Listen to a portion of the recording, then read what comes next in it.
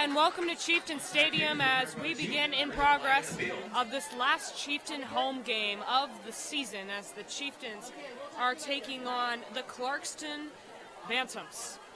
And the Chieftains just kicked the football off. There is a flag on the field. We'll take a look at the starting lineups. Starting off with Logan Wilson and Tristan Hoyer at tight end and defensive lineman. Cannon Eaton as a wide receiver and defensive back. Matt Asplin at wide receiver and quarterback. Jarrett Sealbinder as a running back and a linebacker. Bryson Pretty as a wide receiver and a defensive back. Will Buss as a wide receiver and defensive back. BJ Biscara at running back and linebacker. Dawson Lawrence at quarterback. Cody Hardy at tight end and defensive lineman. Isaac Bibb O'Neill as a running back and defensive back.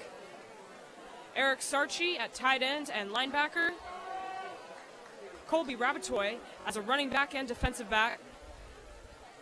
Thomas Karcher as an offensive lineman and a linebacker. Elijah Strupp at an offensive and defensive line. Kyle Sheldon on the offensive and defensive line. Brandon on the offensive and defensive line. Elijah Hairston. And that will wrap up the lineups for the Chieftains. So the Bantams will start at a 2nd and 8. Caden Frazier as the quarterback for the Bantams. Frazier looks to throw. Frazier, a completed catch, and that was to tackle on the play by number 22, Cody Hardy. There's a flag on the field. That was a catch to Theo Bea. And that's 2 flags already for the Chiefs. The first occurring on the kickoff.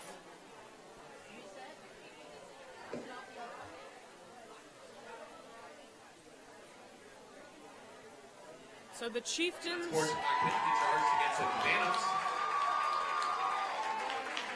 And it looks like that flag will be on the the Bantams.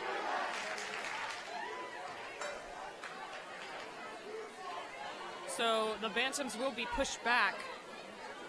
Right now, the Clarkston Bantams are 4-4 overall as far as record goes.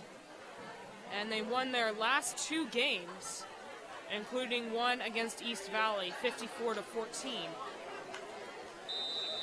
It'll be interesting to see if they can take this away game tonight, as they are 1-2 away. But the people to watch tonight are Caden Frazier at quarterback, Theodore. 49-yard line. True Allen's been wide to the right. Theodore Bea, as well as True Allen. We'll see if those players come into play tonight. A low snap, and he will be taken down. Noah Bachman on the tackle and loss of the play. And Will Sliger just had nowhere to go as he was taken down from behind the line of scrimmage. So they lose 7 there. Brings up 3rd and 30. So 3rd and 30, the Chieftains are looking at a good defensive possession here. 40-yard line.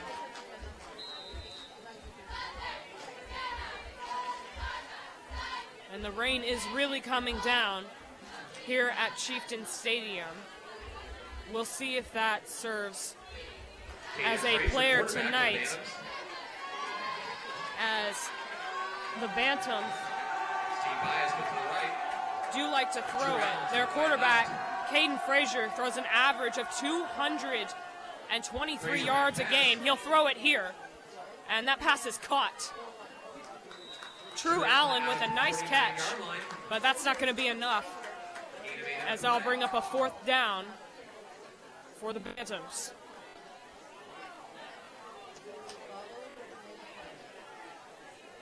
So the Bantams will bring out their special teams, and they'll have to punt the ball off to the likes of Cannon Eaton. Fourth and 40, fourth and 21.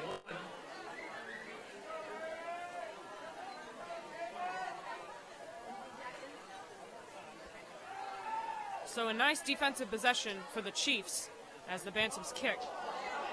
A high kick. That's going to go to Cannon Eaton. He'll take it. Oh, a spin move at the 15-yard line, but he's going to be taken down at the 10. Cannon Eaton taken down back to the 10-yard line. There's a flag back on the 40-yard line. And there's a flag on the play. It is against the Chieftains.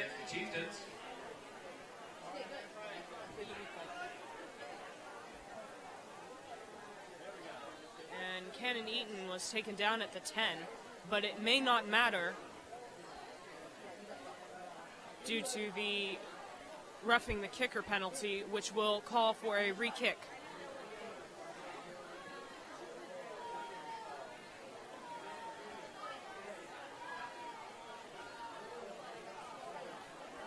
First down for the Bantams. Oh, excuse me. That's a first down. So the Chieftains were looking at a solid defensive stop, and just like that, the Bantams at the Chieftain 34-yard are line. put at the 34-yard line.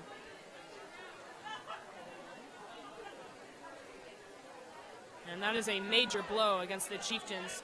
The Bantams will get another chance.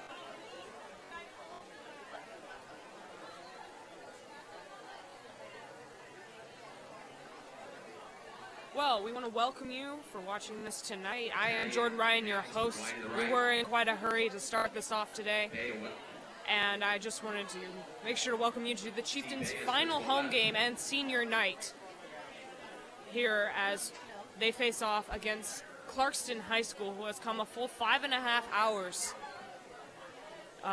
near Yakima to play in this game here. Excuse me, actually near Spokane. And looks like they'll hand it off here.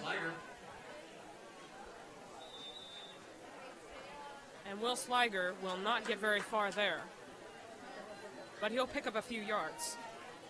Riley Sadler in on the tackle for the Chieftains. Gain of 2 in the play, brings up 2nd and 8. He picks up 2. They'll bring up the 2nd and 8. Frazier looking to throw. Frazier's got a little time, and that pass is in the dirt. Pass was incomplete. Intended receiver was Drew Allen. B.J. Biscara on defensive coverage for the Chieftains. B.J. Biscara was near that ball there, but it was far too low for Ty Allen. 3rd and 8.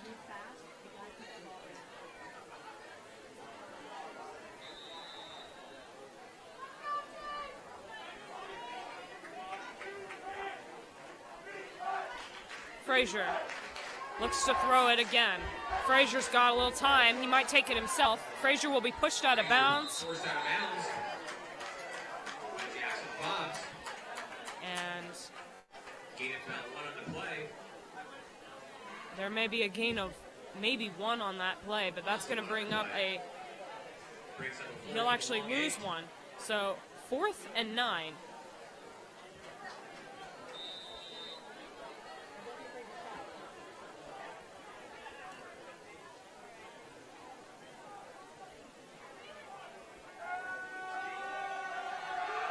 Frazier is going to fade right. Frazier looks to throw it, and at a completed catch. Frazier's pass is complete. Now to number 8, Stephen Bay, right at the first down marker. And Steve Bea with a nice catch there, and a first down. At the Chieftain 24-yard line. As the Bantams are marching up the field. Well, the Bantams average 227.5 yards, receiving yards a game, which is twice the national average. It will be interesting to see how they do tonight. They're going to stick with the run game, and he's not going to get very far there. That is Will Sliger.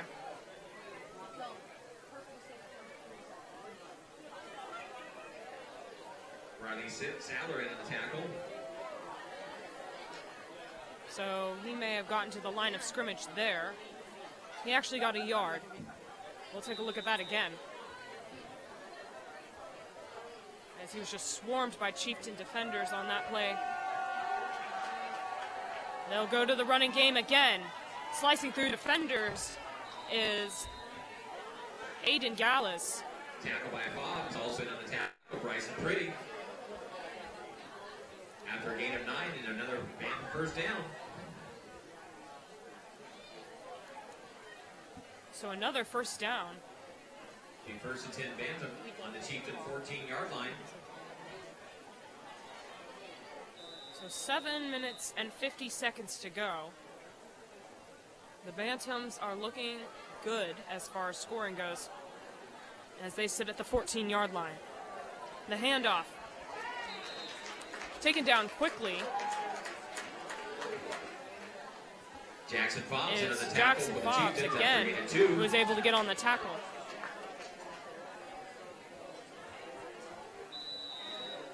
So a minimal gain as Fobbs was able to get to him early.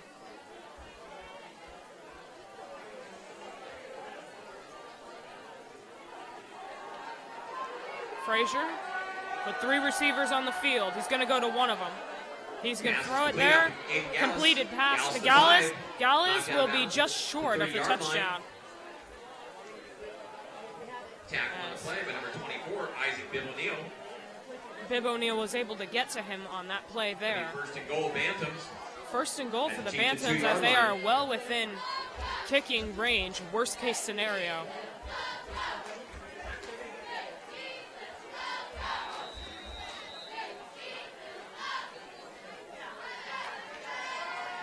As they'll hand it off down the middle is a touchdown for Will Sliger. Sliger with a quick touchdown there, and a roughing the kicker penalty has gone south for the Chieftains and ended up in a Bantam touchdown.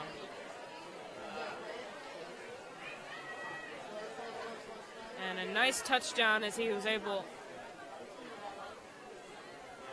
to get the few extra yards there.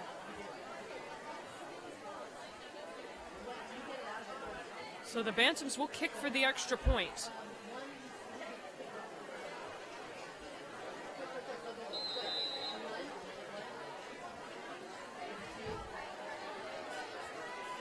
The kick is good. And the Bantams, with 6 minutes and 53 seconds to go, the Bantams are up 7-0 as the Chieftains look to get their first offensive possession of the game.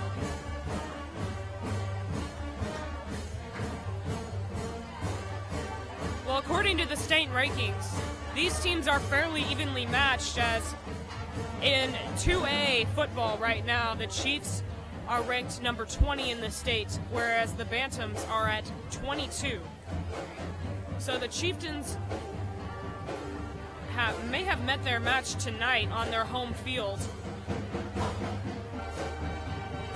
And they have struggled to have wins on their home field, as all 3 of their losses have been at home. They're 1-3. It'll be interesting tonight to see if they can finish it off with a win.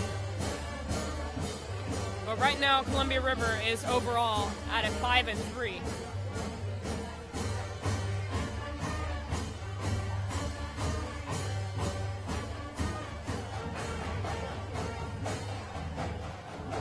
So Ty Allen and Cannon Eaton look to receive the kick. A deep kick, and that's going to fall well within the end zone. Chieftains will get a touchback as they start at the 20.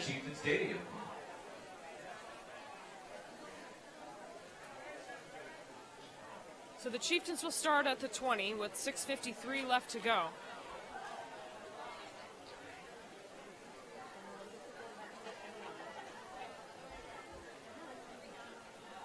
And the Chiefs looking for a response on their home field.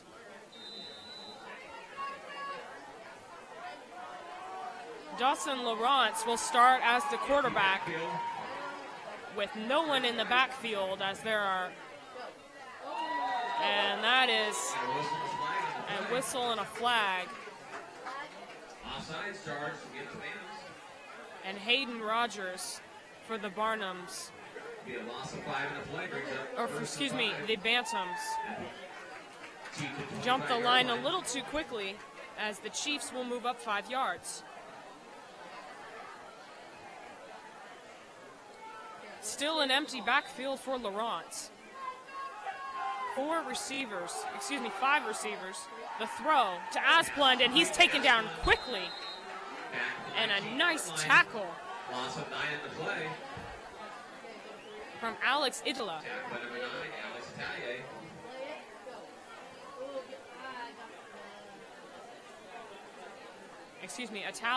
Italier. Rabbits way in the backfield. Lawrence. One man in the backfield, but there is a flag on the field.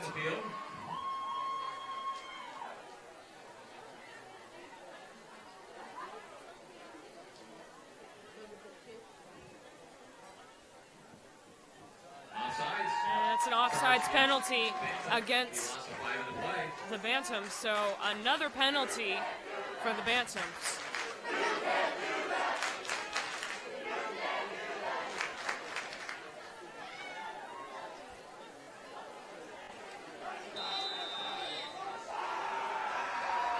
Dawson Lawrence. And they have jumped the line again, and that is the 3rd straight penalty on the Bantams. And again, Hayden Rogers tries to jump the line, and he will come out of the game. So the Chieftains move up the field in a rather unconventional way. Brings up 2nd and 3, ball on the 28-yard line. Regardless, it brings up a 2nd and 3 for the Chiefs. 4 receivers on the field. Lawrence with 1 man in the backfield. He'll hand it off. Rabatoy, look like he'll get the first down. It's going to be close. Rabatoy with a nice run there. That's enough for a Chieftain first down. The Chieftains get their first down of the game.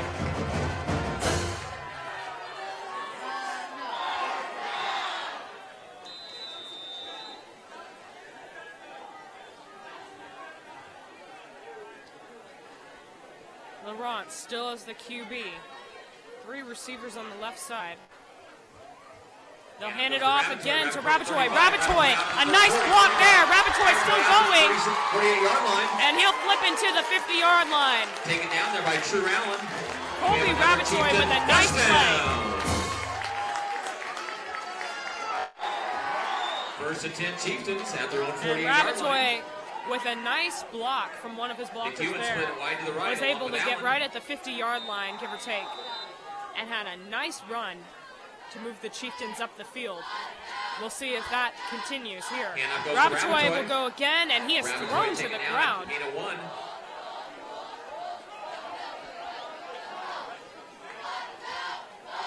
And a nice tackle by the Bantam defender. Tackle on the play by number 77. So the Chieftains will only gain 1 yard on that. 2nd and 9, 5 minutes to go. Lawrence with 2 men in the backfield. Lawrence will hand it off. That's going to go to Jackson Fobbs. Jackson Fobbs down the left side. Jackson Fobbs with a stiff arm, and 36-yard line. He'll get another Chieftain first down. Past the 40. A good run from Jackson Fobbs. And Fobbs was able to work the left side, and a nice stiff arm by Fobbs to get the few extra yards. So the Chieftains with another first down as they move up the field. And they sit at the 36-yard line in Bantam territory. Lawrence, play action, the toss. That's going to go to Rabatoy. Rabatoy trying to avoid defenders. Rabatoy to the 31-yard line. is going to get 4 yards on that play. Rabatoy with several good runs tonight.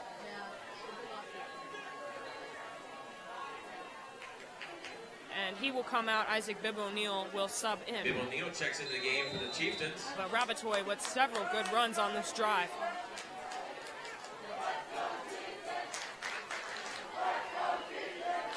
Allen McEwen. The Chieftains. Bryce split wide to the left. Eaton split wide to the right. And an interesting setup for the Bantams as they have one safety on the field. They'll hand it off to Bibb O'Neill. Bibb O'Neill is going to power down his way into the end zone. Bibb O'Neill with the touchdown. 33 yards out. Isaac Bibb O'Neill with a 33-yard run and a touchdown.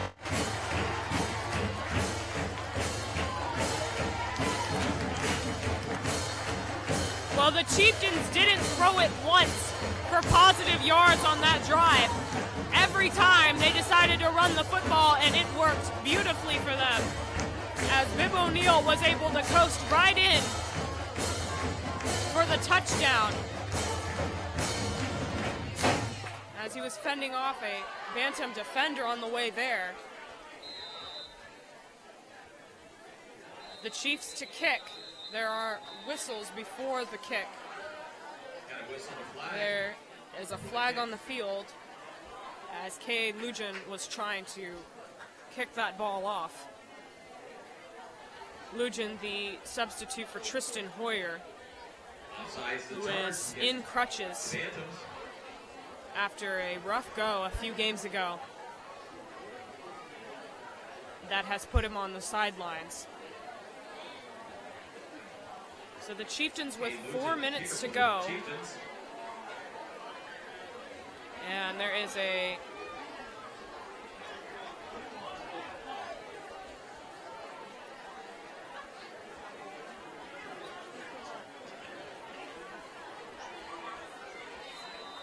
looks like the Chiefs are going to go for the extra 2 points here as a late coaching decision by Christian Swain to decide to go for the 2 points. So the Chiefs with 3 men in the backfield. The penalty moved them up. They'll hand it off. Bibb O'Neill is going to scramble, and he'll get the 2 points. Bibb O'Neill is able to stretch to get that football within the touchdown zone.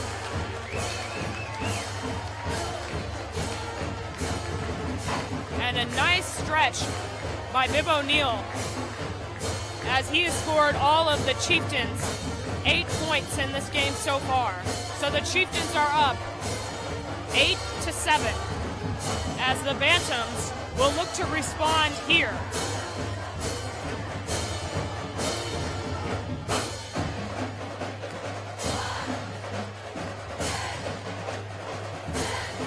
So the early points, a good sign for the Chieftains here, as every time the Chieftains have scored in the first quarter, they have won their home game. But in their 3 losses,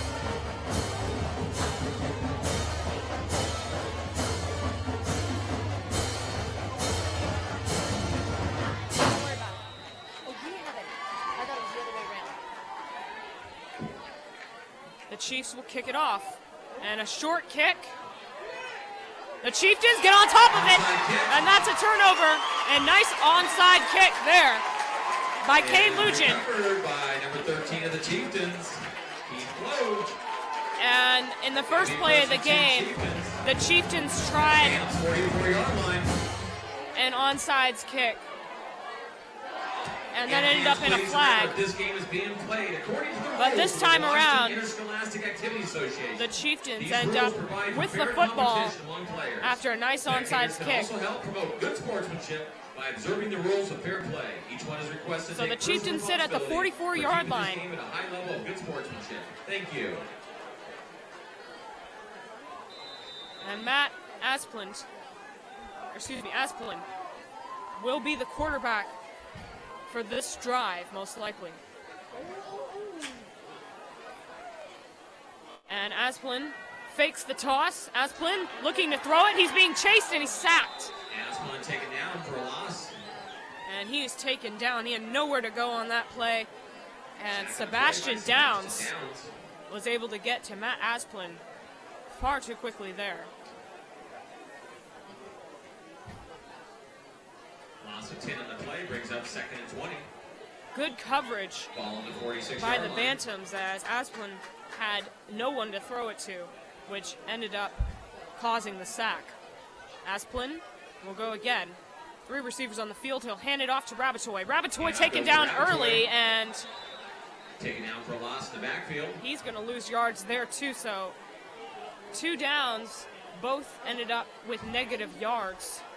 Tackle on the play by number 77.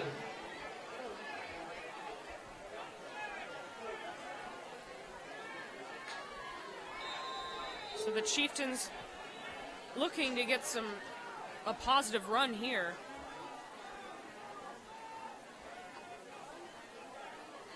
Asplund looking to throw it. Short throw to Rabatoy. Rabatoy cuts through the middle. Rabatoy faking. Rabatoy's got some daylight. He's still going. And he's going to end up at the 41-yard line. Pick up 15.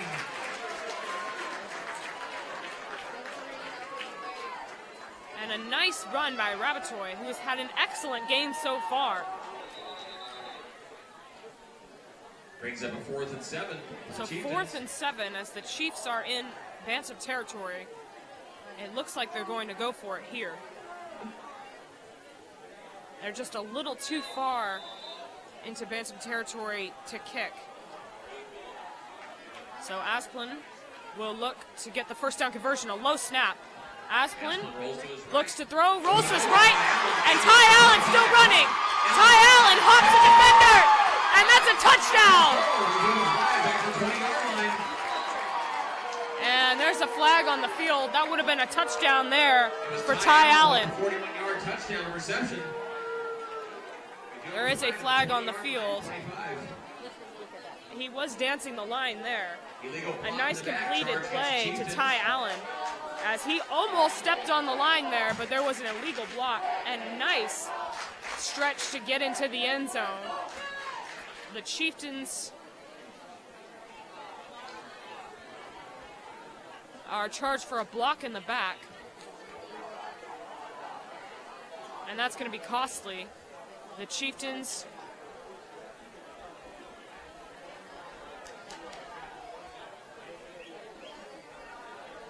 still have the ball.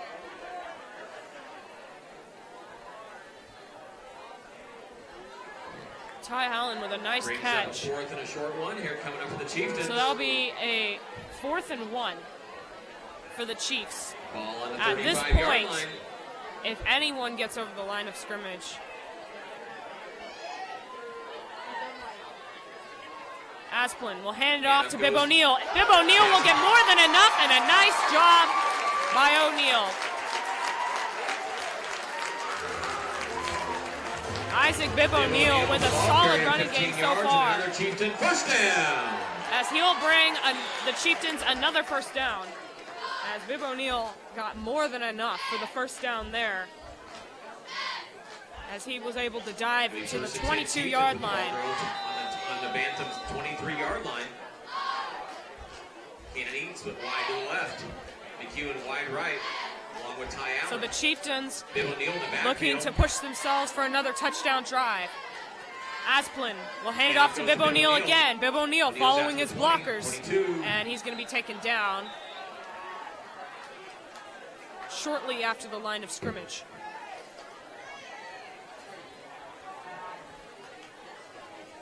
So 1 minute and 5 seconds left to go in the first quarter, as the Chieftains continue to push up the field. Looks like Bib O'Neill will not get a gain on that last play. So 2nd and 10.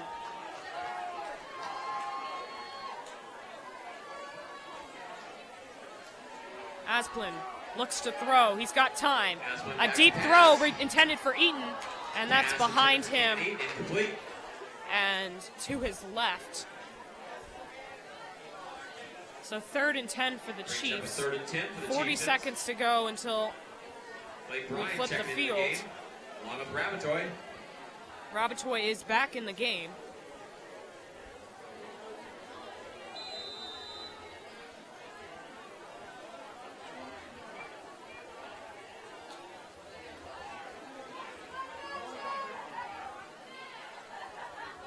Asplund with Rabatoy in the backfield.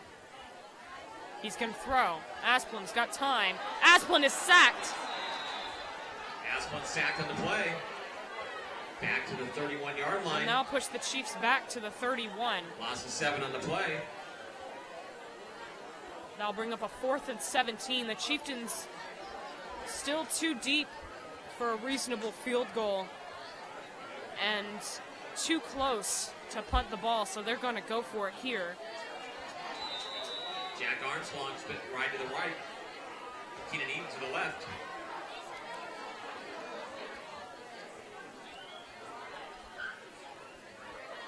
Asplund is going to throw it. Looks deep, and that's to possibly Blake Bryan, who will catch it out of bounds. Bryan's out of bounds. And the clock will run to 0 as And that's the end of the first period. that is With the end of the band first seven, your period hometown as the Chieftains 8. Chieftains are up by 1 point to go into the second quarter.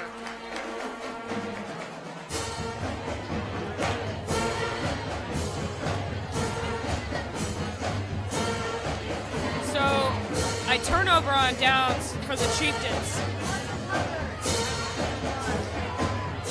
as the Bantams will take the ball.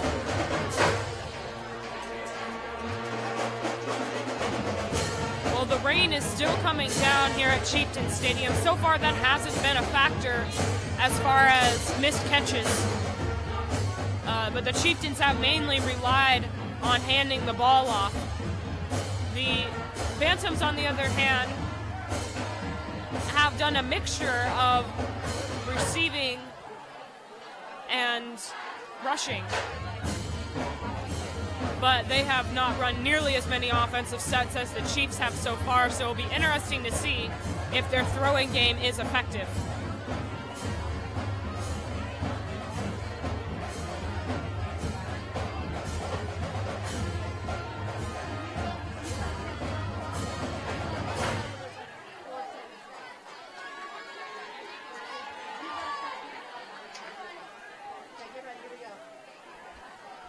So the Bantams will take the ball at the 31-yard line.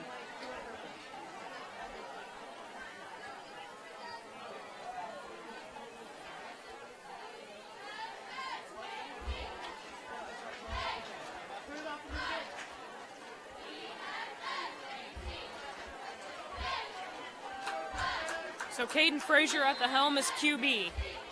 4 receivers ready for him on the field. He'll throw to one of them. And it's a trick play, a double throw, and the catch is made. And True Allen runs into the end zone, and that's a touchdown for the Bantams. 69 yards. And 1 play. And 1 play, a 69-yard reception. As just like that, the Bantams put themselves in the lead, 13-8. And I mentioned earlier that the Bantams are known for their throwing game. That is a clear sign right there, as True Allen with a massive reception.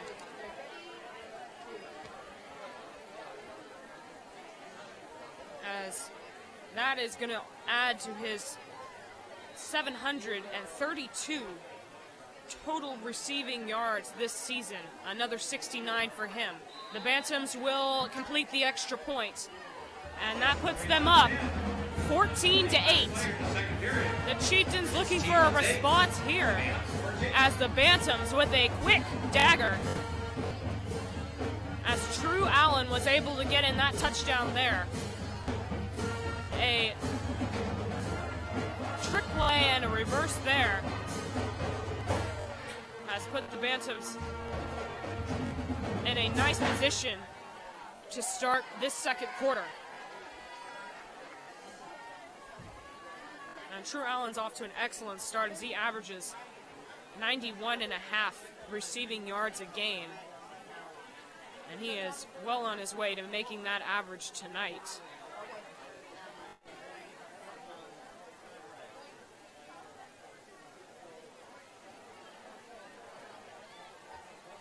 So Steve Bea will kick.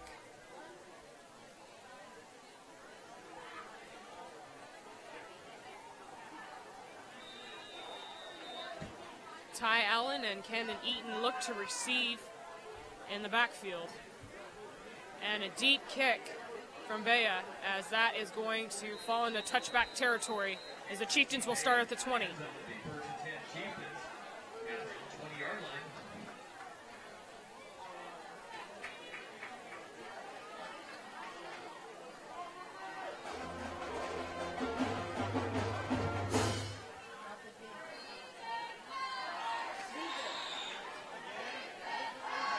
So Dawson Lawrence as the quarterback for this play series here. He has 2 men in the backfield along with him and 2 receivers.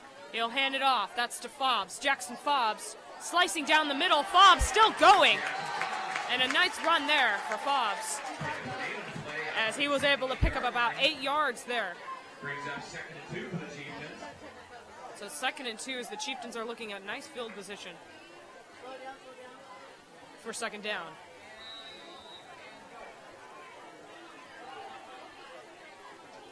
So 11 minutes and 20 seconds to go in the half. Lawrence, play action, will hand it off to Fobbs again, and Fobbs slips. And that is one of the effects of the slick fields out here tonight due to the rain that has been going for at least an hour. So Fobbs will lose 2 yards there. Chiefs with a 3rd and 4.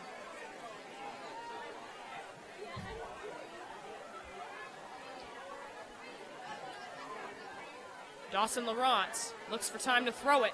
Lawrence looking deep to Eaton, and that is almost picked off by Ty Allen, who just received a long pass a play ago. That's going to bring up a 4th and 4, and the Chieftains will be forced to punt the ball as they are too far back to justify going for it. So Jack Armstrong to punt for the Chiefs.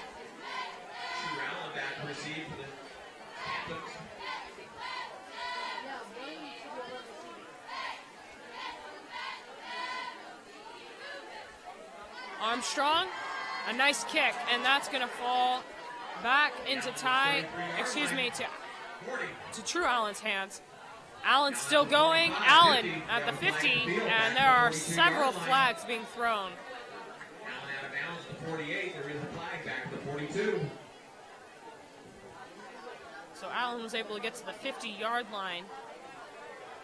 We'll see how the flags affect the Bantam's field position.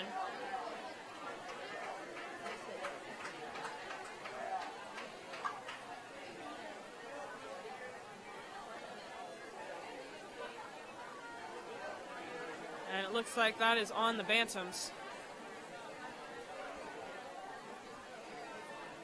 As the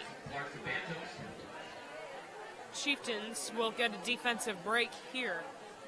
As True Allen had a nice run, got all the way to the 50.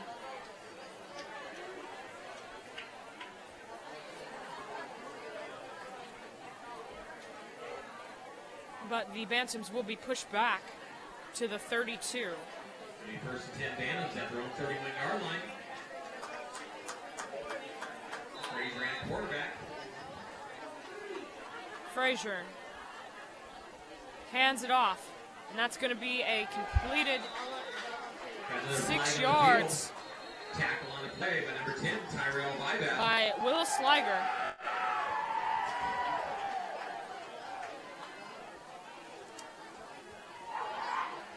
Sliger with a nice run there.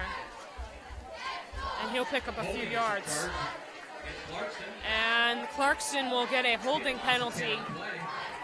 And they'll lose 10 yards.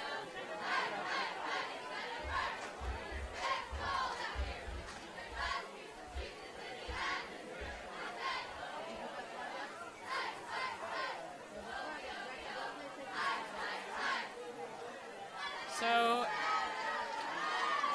the Bantams will get pushed back.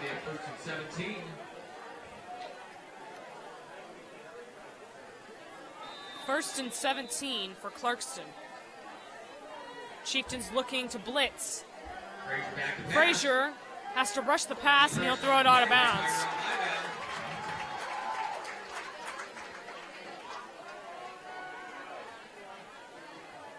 So the Chieftains with a successful blitz as Frazier was flustered and clearly didn't have enough time to throw the football.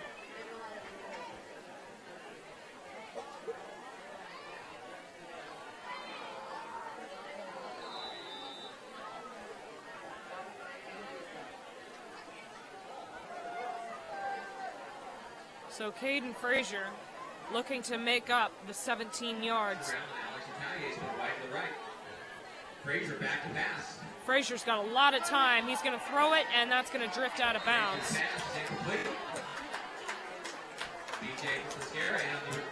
And BJ Biscara almost got his hands on that one as it just floated right towards the Chieftain bench.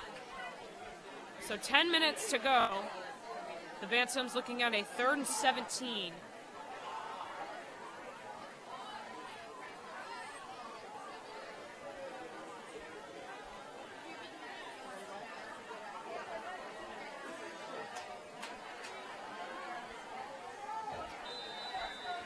Frazier looking to get the throwing game going. The Bantams have not had a drive with several plays so far. It's just been short throws, and that is incomplete as Frazier can't complete it. They had 169-yard reception that ended up in a touchdown, and a few short plays after a costly turnover that ended up in their second touchdown.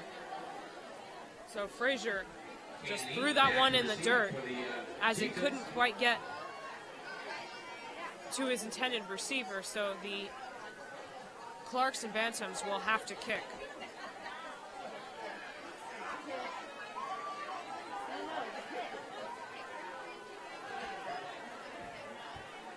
And a nice kick. Cannon Eaton looks to receive, but that will bounce out of bounds at the 30. At the 36. So the Chieftains looking for another string of points here to possibly take the lead.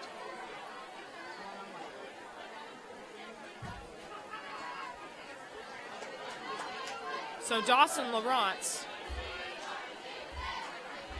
not in the game. Matthew Asplin is in as the quarterback, as periodically the Chieftain quarterbacks will switch between drives. Barnson. And a tackle. Rabatoy is taken down.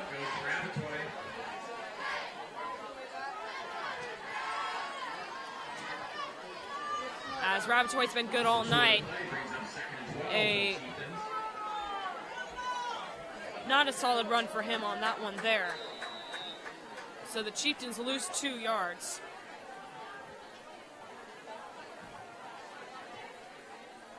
They'll hand it off to Rabatoy again. Rabatoy down the middle. And he's going to get to about the 36 and pick up 5 yards.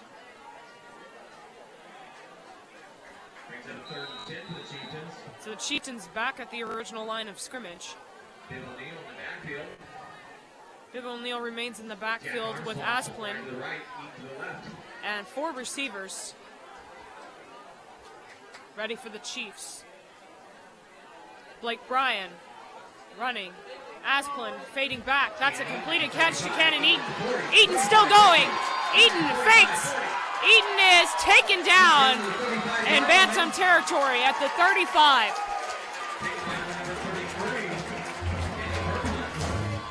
After a 25-yard pickup by Cannon Eaton, the pass is complete.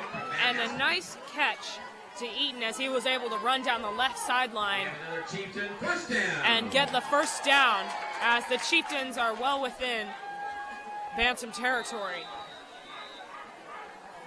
So a much needed conversion there as the Chiefs are looking at 8 minutes and 20 seconds left to go in the half. And a bad snap, and there's a flag on the field. It went off the feet of Isaac Bibb O'Neill, who is the running back. And it just went right off of Bibb O'Neill's feet and ended up in Bantam territory. It won't matter. It's a false start by the Chiefs, who will get the football back to bring up a 1st and 15. So the Chieftains get a much-needed second chance. The handoff to Bibb O'Neill. Bibb O'Neill down the middle. He's still going. Bibb O'Neill still going, and that's a touchdown!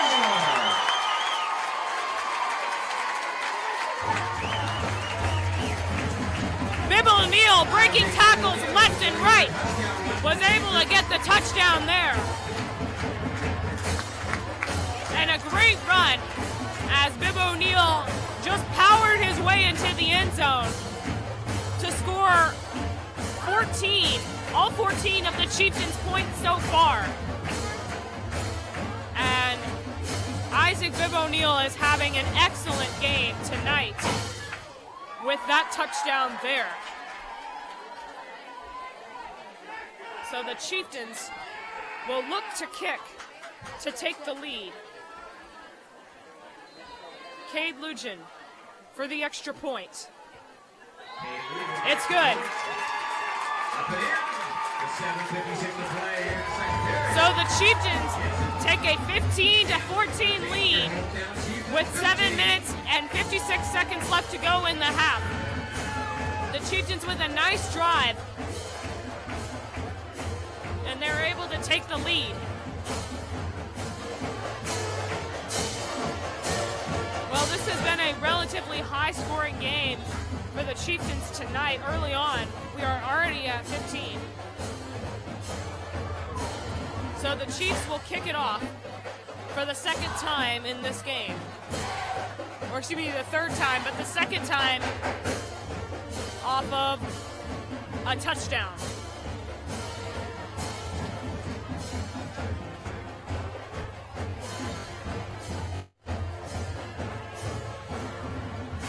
So Cade Lujan will kick it off.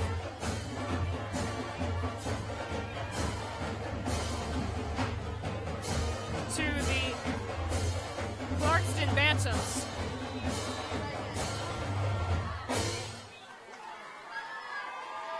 Lujan with a conventional kick. The last two had been on sides.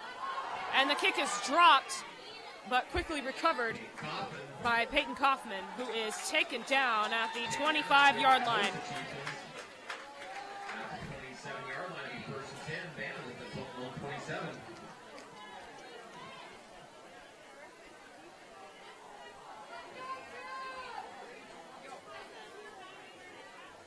So after a quick drop by Peyton Kaufman, the Bantams recover it. And are at the 27-yard line to start.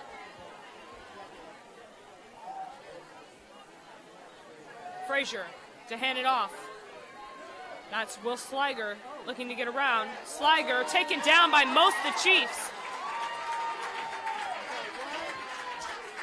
Tackle on the play by Bryson Pretty along with Tyrell Vival. And Tyrell Vival and Bryson Pretty combined just take Will Sliger to the ground. And a powerful tackle there. So the Chieftains, with a nice tackle, the Bantams lose 2 yards with 7 minutes and 10 seconds left to go in the half.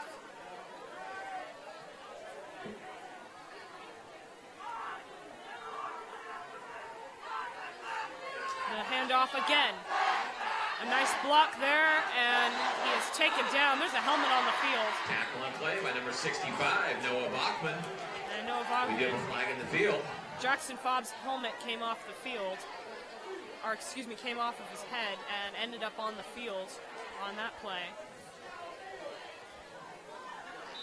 No flag in the field. Maybe a pick of a 5, and it's 3rd and 5. 3rd and 5.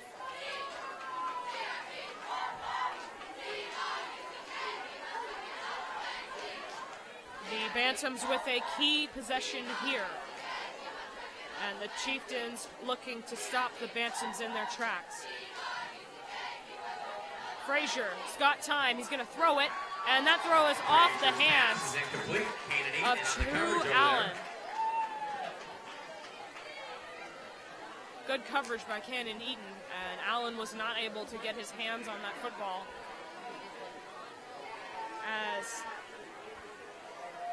Allen was the intended receiver, had a tough catch on his hands regardless, but Cannon Eaton was able to get some good coverage there for the Chiefs. That will force the Bantams to kick.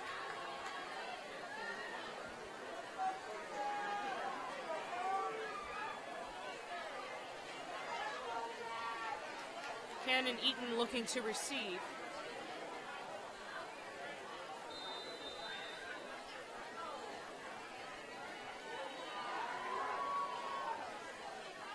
Clarkston to kick it off. Nice kick. Eaton will not get to it. It falls out of bounds at the 32-yard line. Punt goes out of bounds at the 40-yard line. It'll be 1st and 10 Chieftains at their own 40-yard line.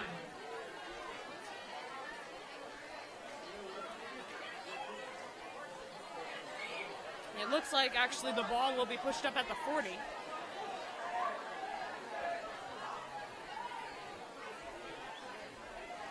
So the Chieftains will start with a 1st and 10 on their own 40-yard line.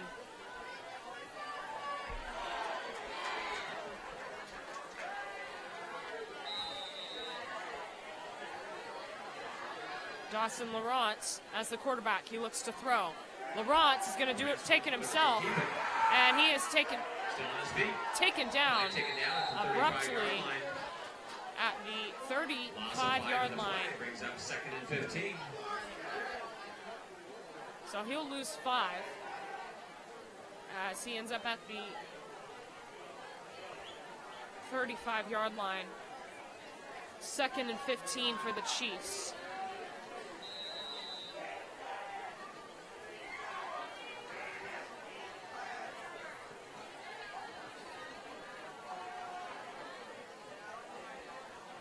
Lawrence with Bib O'Neill in the backfield. Excuse me, that's Bib O'Neill, and O'Neill stacked up in the backfield, lost about 2 will on the play. still lose 2 yards there. Chieftains not a good start.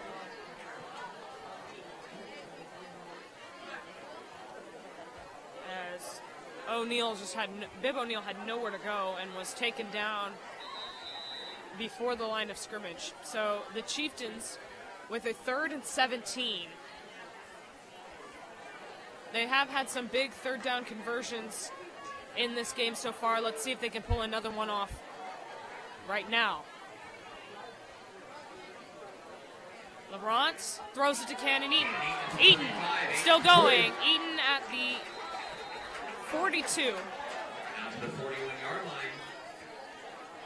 And he's not going to get too far. So he picks up some good yards, but it won't be enough for the Chiefs, as the 4th and 9 will force the Chieftains to kick. Armstrong will be back to punt for the Chieftains. So Armstrong will kick for the Chieftains again.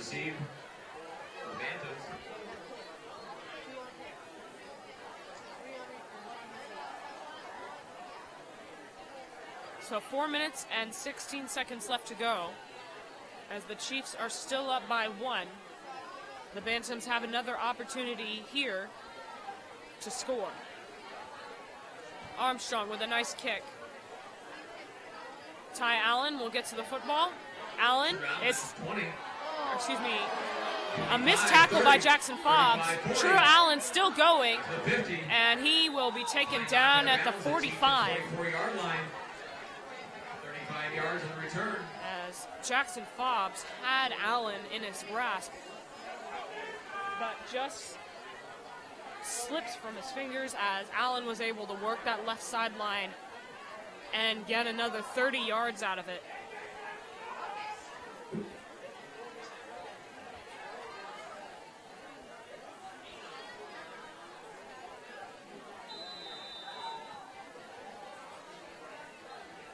So the Bantams already in Chieftain territory. Steve A is put to the right.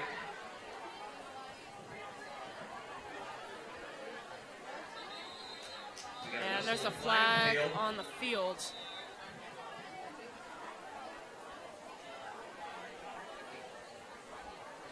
Offsides will be the call, charge against the Chieftains. And the Chieftains were offsides, which will move the Bantams up 5 more yards. So 1st and 5 for the Bantams.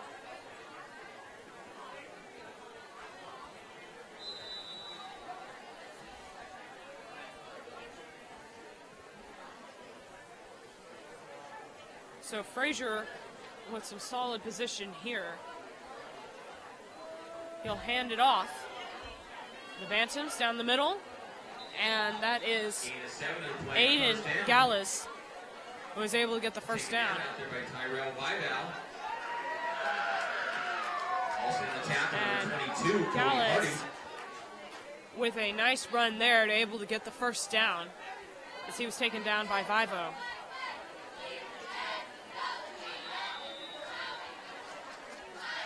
Four receivers on the field for the Bantams. A low snap, and that is caught as Will Sliger, Theo Bea takes a while to be taken down there, but he will pick up 4 or 5 yards. And a nice catch by Bea. Bea is put wide to the left. Alex is put wide to the right. Frazier at quarterback. A handoff. They're going to go to Sliger, and Sliger is taken down quickly. Play by Tyrell Vival.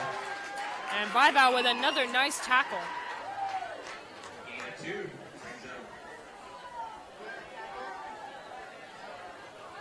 Gain of 1 on the play brings up 3rd and 2.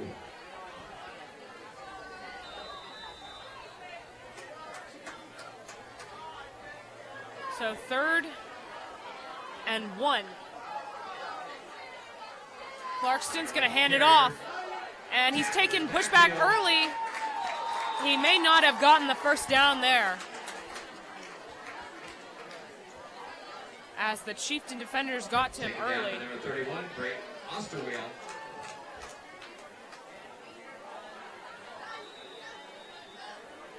And the Chieftain defenders were able to get to him early.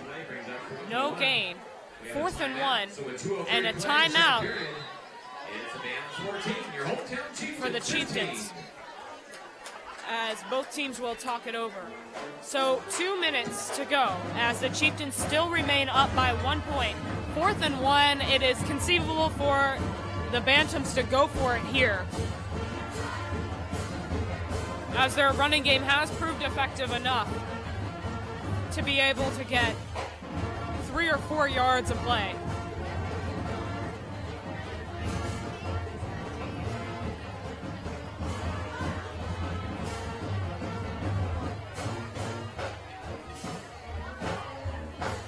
So the Chieftains looking to stop the Bantams here to possibly prevent a scoring drive. The Bantams are looking to take the lead, conceivably before halftime.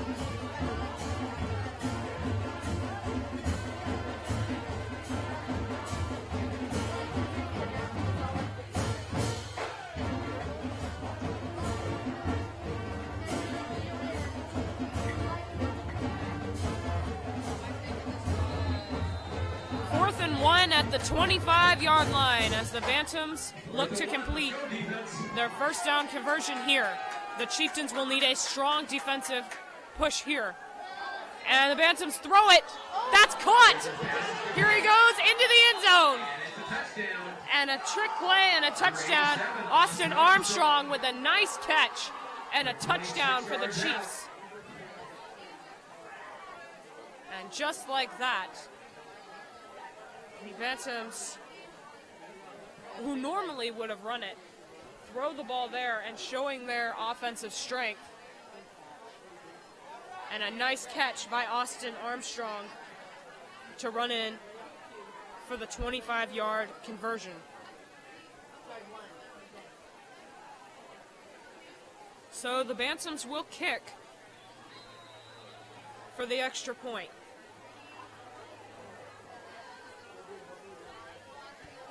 The kick is good. So 21-15. The Bantams sock the Chieftains in the face again with another nice throw and drive. As with under 2 minutes to go, the Chieftains are down by 6. So there is enough time for another opportunity to score, assuming the Chieftains move quickly.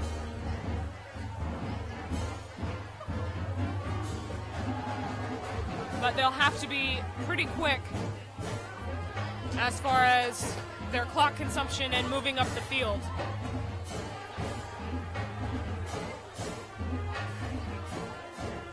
So Ty Allen and Cannon Eaton, as usual, sit in the backfield to receive.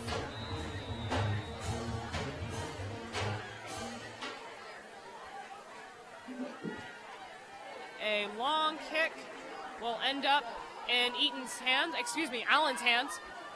Allen looks to work the outside, and a nice stiff arm from Allen to fend off the defender to get the few extra yards. The clock is stopped at 1:48, and the Chieftains will stick with Allen with a 22-yard kickoff return. The first and 10 Chieftains at their own 22-yard line. Matt Asplin here. Asplin is not in. Stick around at halftime as we have senior cheer recognition at halftime, so please stick around for senior cheer recognition at the half. Neither Lawrence or Asplin are in this game right now. Instead, and there's a flag on the field. That is Mason Pretty, the 5'7", 155-pound quarterback who looked to get some yards there, but he was unsuccessful and he lost several yards. There is a flag on the field. It may be in favor of the Chieftains.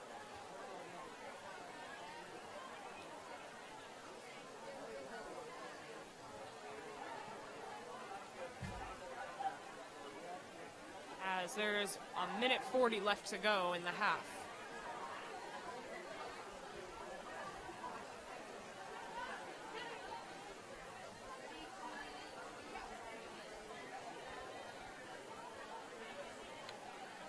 So Matt Asplin will remain as will take his place as a quarterback here. Illegal use of the hands for the offense. And looks like that is going to be against the Chieftains.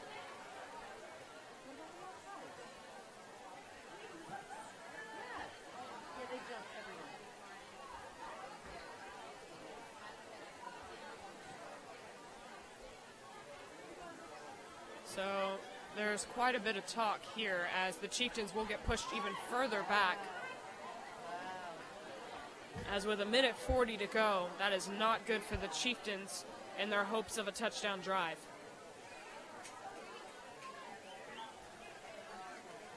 So Asplin nearly in the end zone.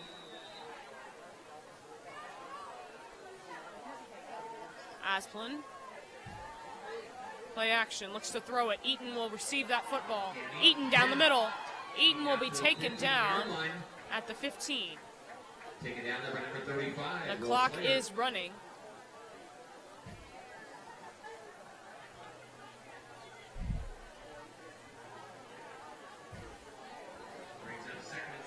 The Chieftains looking at under a minute 5 to go.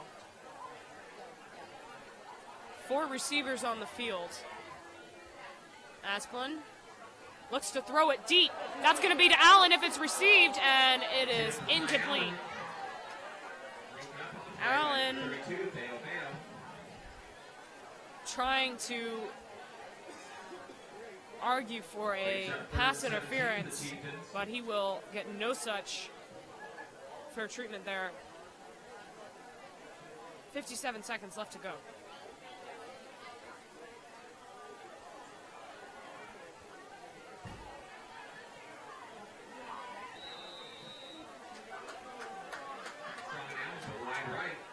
Four receivers on the field once again. 3rd and 17. Asplin looks to throw. Asplin's going to look deep to Blake Bryan, and that is through his hands and would have been out of bounds anyway. So the Chieftains at a 4th and 17, they're going to have to kick it with 51 seconds to go.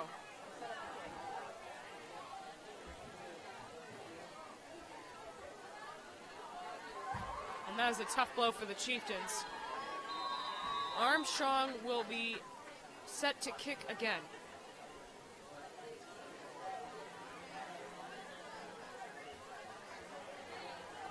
Armstrong, a good kick. That's going to end up to True Allen. Allen taken down quickly by Jackson Fobbs. And Fobbs able to get to True Allen early. Allen, who has proven so far in this game to be very fast and a good receiver off of punts so far. 42 seconds to go. Again, Chieftain fans, please stick around at halftime for the senior cheer recognition.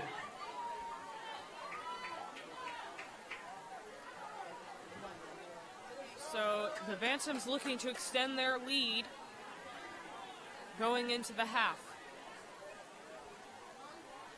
Frazier, he's got a little time, and that pass is tipped, but still ends up in the hands of Austin Armstrong.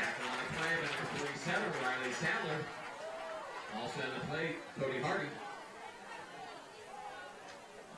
Loss of 3 in the play, ball goes back to the 50-yard line. The Bantams lose 3 yards. The clock is running with 20 seconds to go.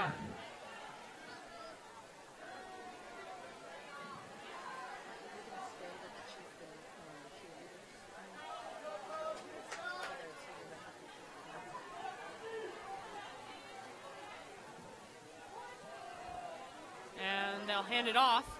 Spins, that's Theo Bea, with about a 5-yard pickup.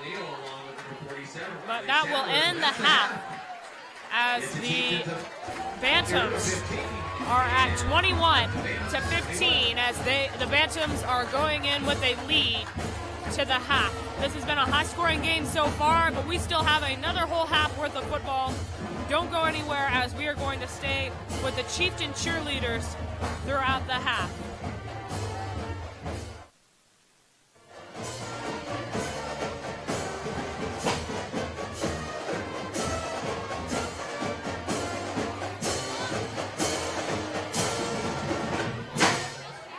Sports fans, please don't forget to pick up your snacks and drinks for tonight's game at the concession stand. This week's concession sponsor is Holt Homes. For over 30 years, Holt has been building the communities you and your family call home. Your concession purchase tonight will benefit the River Freshman cheerleaders who are running the stand this evening. Go support the River cheerleaders. Thank you.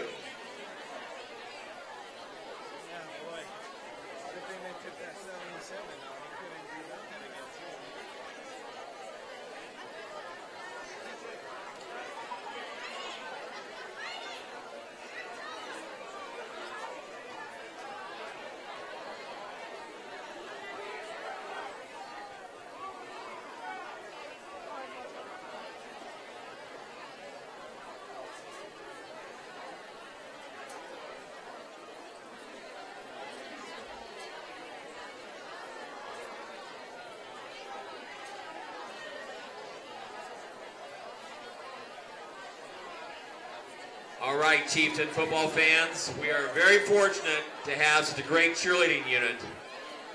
And I have the privilege and honor this evening of recognizing the senior cheer team. First, Robert Andrews. Senior Robert Andrews is escorted by his mom, Veronica Wells. He has been cheering for 2 seasons and will cheer his 3rd season this winter. His plan after high school is to get an offer from Arizona State University or University of Washington. Robert's favorite memory of cheer was giving his speech to his team at camp and making some of his teammates cry because it touched them. Thank you, Robert.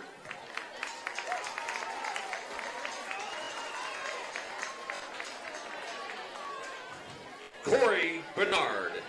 Senior Corey Bernard is escorted by her mom and dad, Kyle Bernard and Tricia Bernard. She has been cheering for 3 seasons. After high school, Corey plans to attend a 4-year university. Her favorite cheer memory was the boys' basketball trip to Yakima. Thank you, Corey.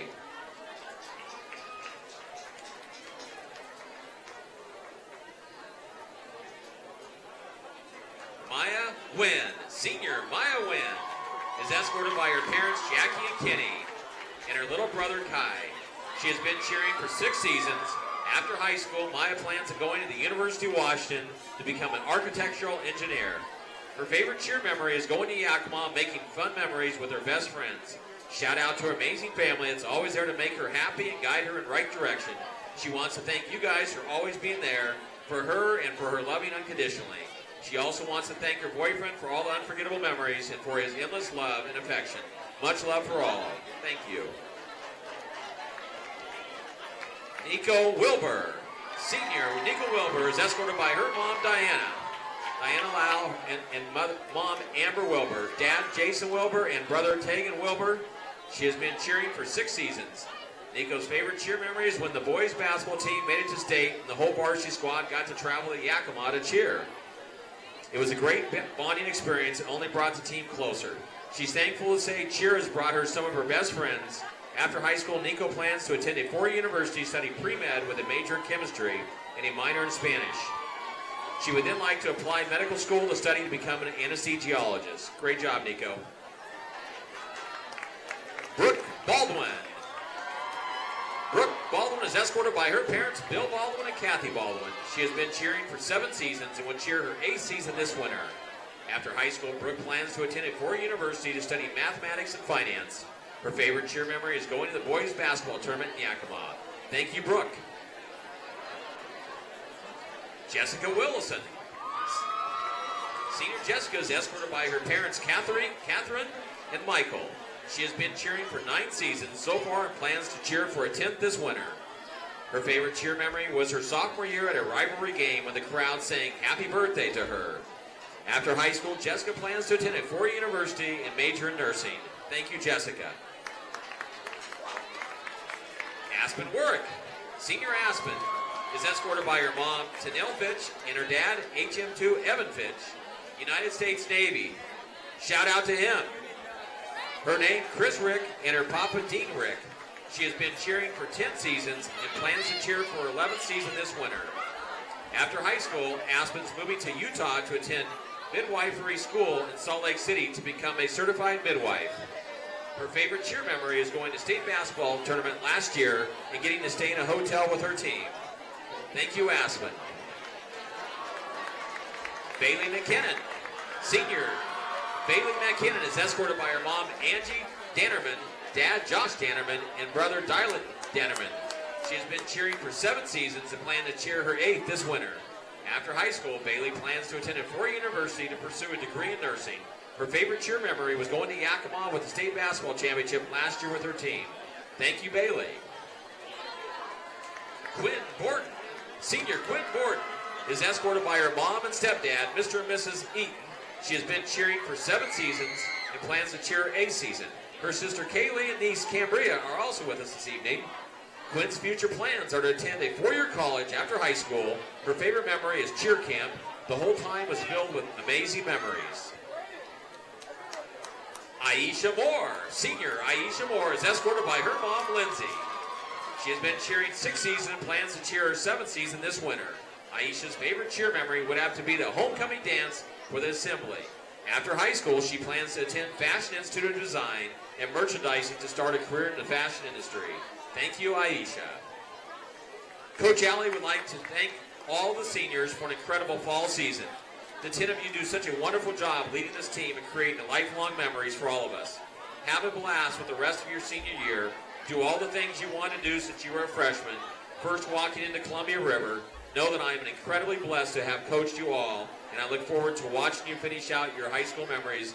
Love you all. Coach Alley. Great job, seniors. Thank you very much.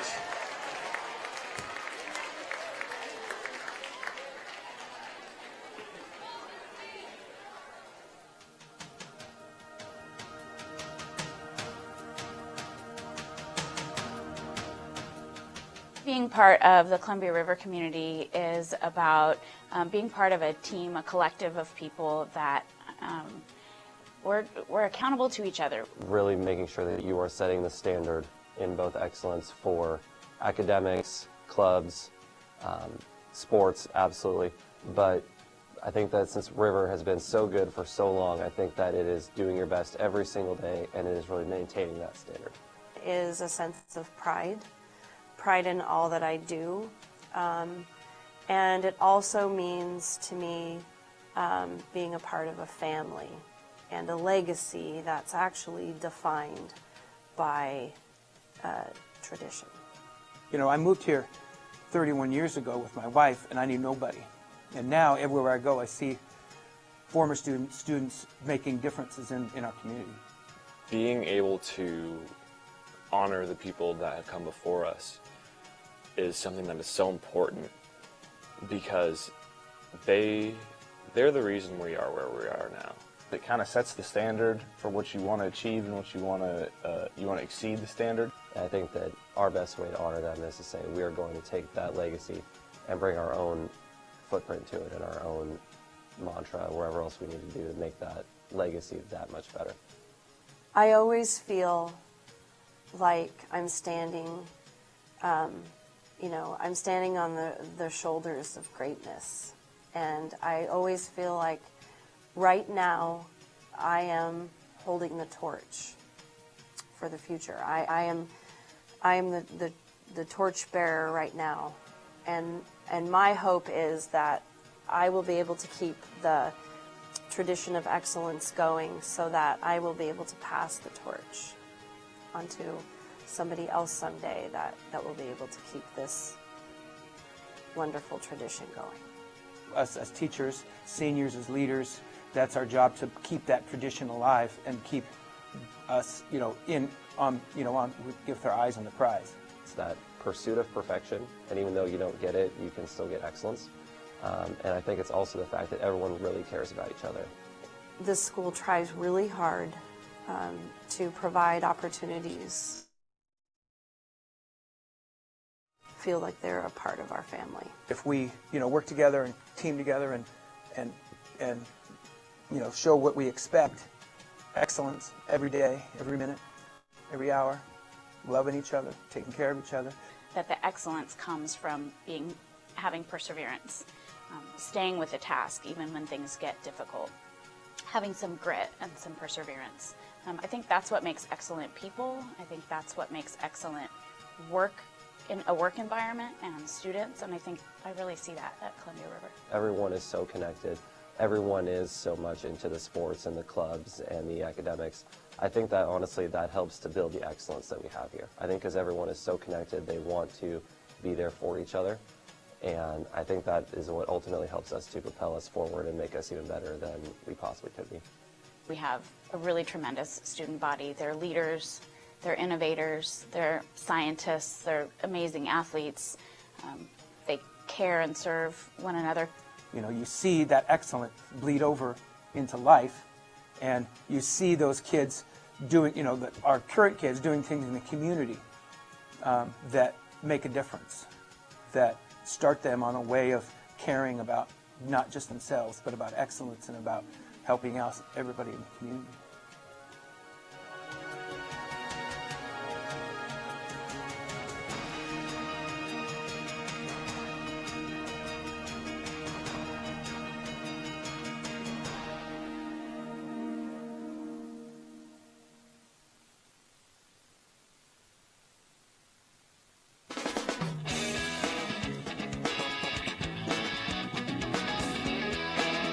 Photographs are more than just snapshots.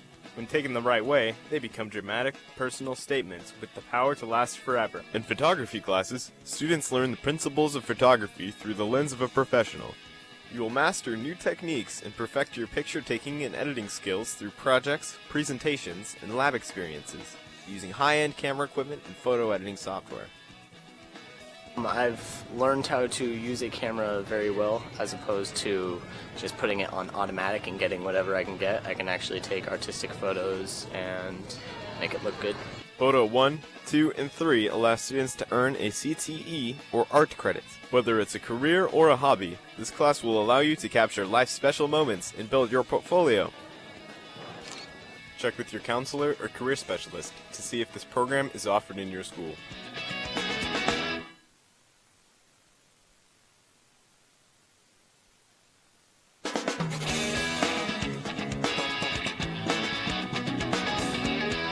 Can't get enough of the outdoors? Would you like to have a career in horticulture, landscaping, growing food, and general plant maintenance? Through a variety of learning activities, students will obtain knowledge and practical skills that will enable them to be competent horticulturists.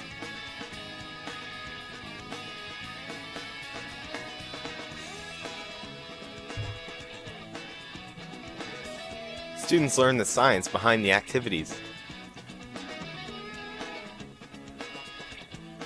In horticulture science, advanced horticulture, and horticulture special projects classes, students develop the knowledge and skills necessary to do scientific inquiry. Related student leadership and teamwork opportunities are available through FFA competitions and professional conferences. Some courses allow students to earn CTE or science credit, as well as college credit.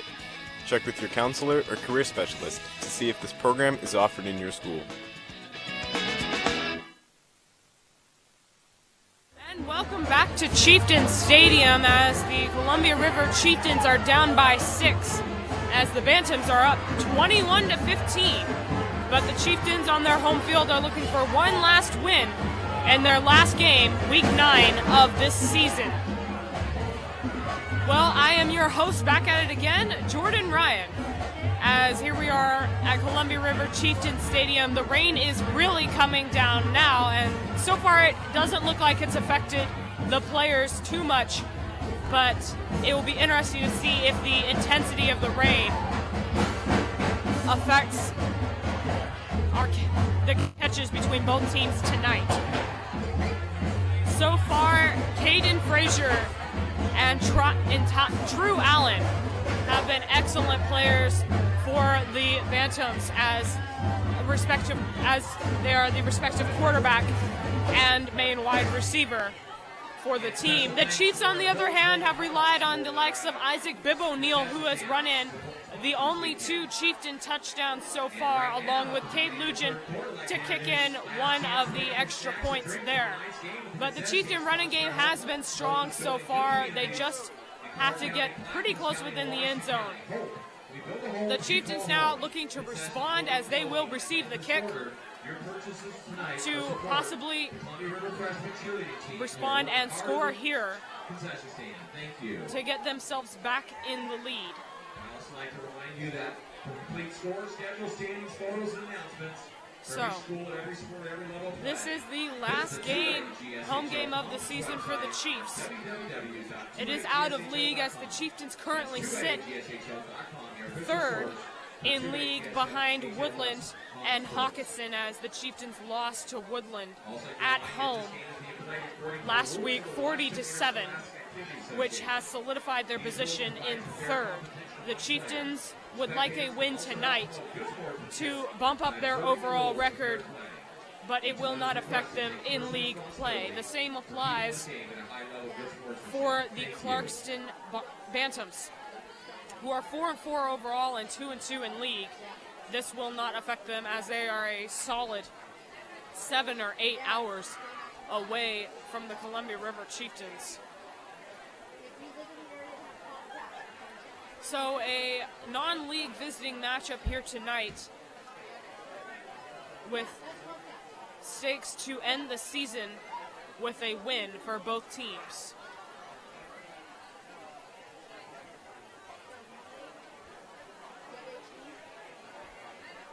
So far, the Chieftains ended on a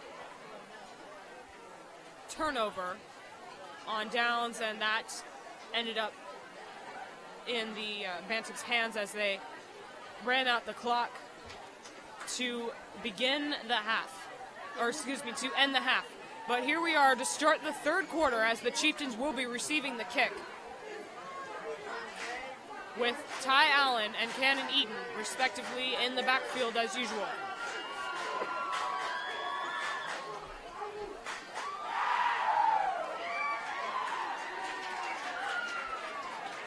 So Steve Bea to kick for the Bantams.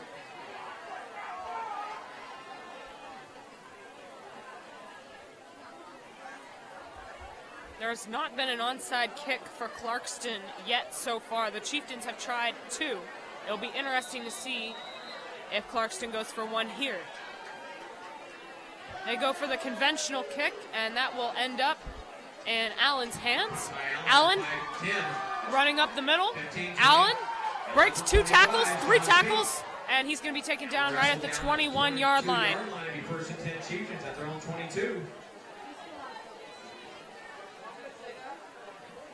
So Allen with not a bad run there. The Chieftains looking at a 1st and 10.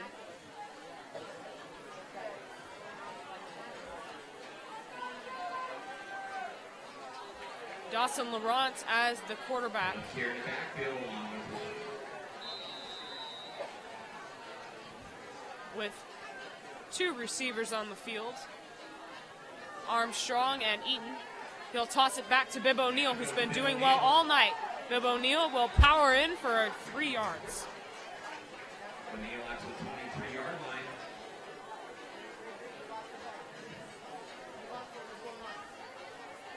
Pick up at 1, 2nd and 9. He'll actually... So that brings up a 2nd and 8. 2 receivers on the field again, 2 men in the backfield along with Laurent. Handoff to Bibb O'Neill again. Bibb O'Neill is pushed back behind the line of scrimmage. Looks like he'll get a few yards before he was tackled. O'Neill taken down there by number 57 on the tackle, Jackson Allen. As we'll take a look at that again, as Bibb O'Neill was just shoved back behind the line of scrimmage. But he'll pick up 2 there. 3rd and 7. 10 minutes and 40 seconds left to go in the 3rd.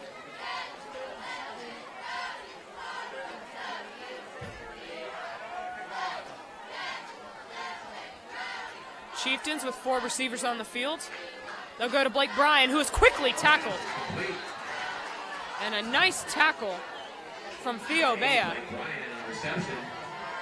Taken down there by number 9, Alex Italier. And a nice... Brings up 4th and 7 for the Chiefs. 4th and 7 for the Chiefs, and Jack Armstrong will be forced to kick.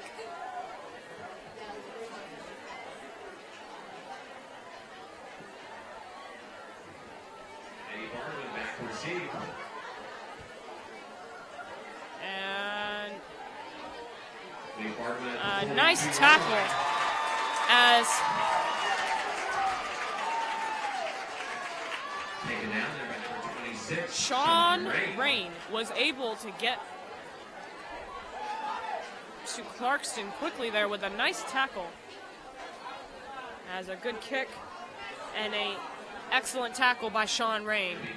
1st and 10, Clarkston at their own 43-yard line. So at the 43, Clarkston looks to extend their lead.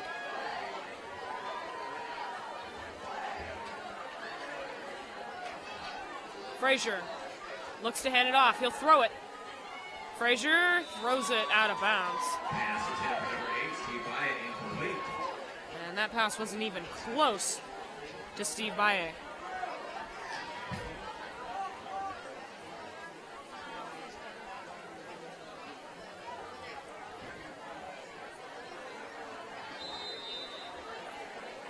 So 2nd and 10.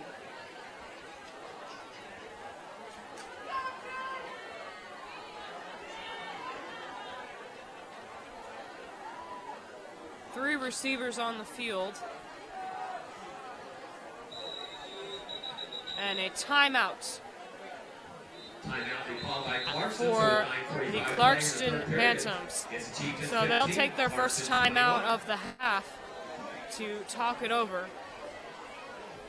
as they are sitting at the 43-yard line with a 2nd and 10.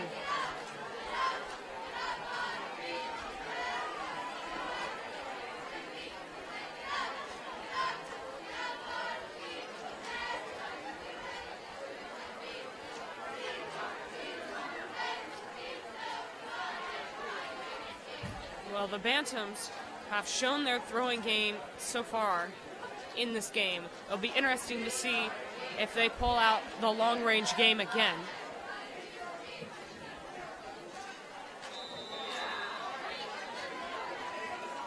Caden Frazier hands it off, and Bea is slipped, and he will be taken down there by number 47, Riley Sadler. Taken down right at the line of scrimmage, as he was unable to get some traction and fell right at the line of scrimmage. So 3rd and 10.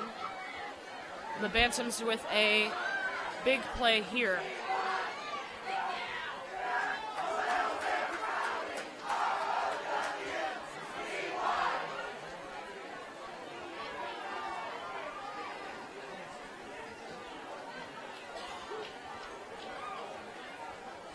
Caden Frazier.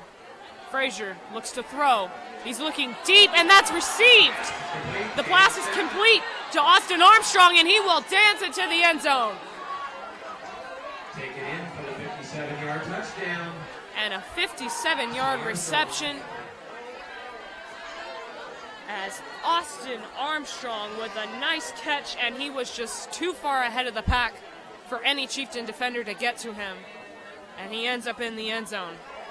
An excellent play by Armstrong and a great throw by Caden Frazier. So just like that, the Bantams are up 27-15 as they continue to demonstrate their ability to score within one play. The kick is up and in. His extra point is up and in. And with 8:46 to play in the 3rd period. It's the Chieftains 15. 28-15. Bantams 28. As the Bantams are giving the Chieftains a run for their money at Chieftain Stadium. So the Chiefs will look to respond on offense here.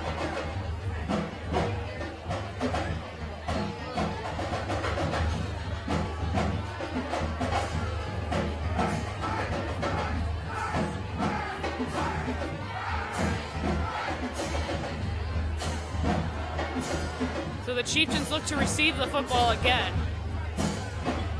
On their last play, they were stopped. And they were unable to get a first down. Let's see if they can change that here and possibly get some good field position. So far, Steve Baye has been an excellent kicker for the Clarkston Bantams, as he's consistently put the ball right at the 1-yard line, making the Chieftains earn every yard. Let's see if he pulls off another good kick here. And that kick is a little lower off the hands and will end up in Allen's hands. Allen working the right sideline. Allen pushes for a 34-yard run. So Allen was able to work the left sideline there, as he had several key blocks that got him all the way to the 34-yard line. So the Chieftains with a 1st and 10 at the 34, or excuse me, the 35, with 8 minutes and 36 seconds left to go in the 3rd.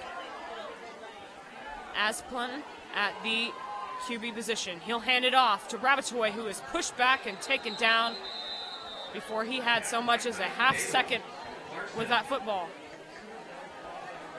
The ball carrier. So Colby Rabatoy will lose yards there. Brings up 2nd and 12.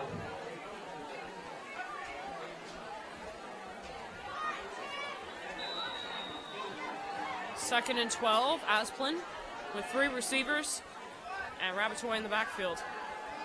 The catch is made to Blake Bryan. Bryan will slam his way into 2 defenders and will pick up about 4 yards. Takes it out to the 39-yard line. So a nice catch by Blake Bryan. And 4 on the play. Brings up 3rd and 6. 3rd and 6 for the Chiefs. This is a key possession here. Jackson Fobbs in the backfield. Fobbs in the backfield instead of Rabatoy.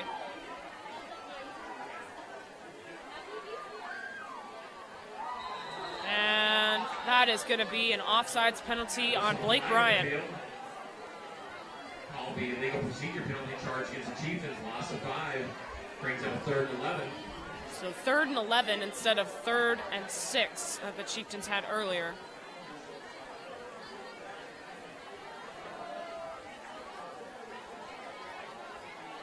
The Chieftains are really going to need the extra yards here. Asplin, play action. Asplin looks to throw. He's got a little bit of time. He's going to get that catch completed. And he fakes him out. A nice catch.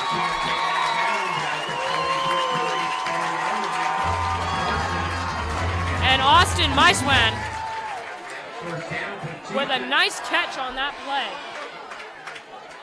And Austin Meisman with a good catch and a good fake to get the few extra yards there.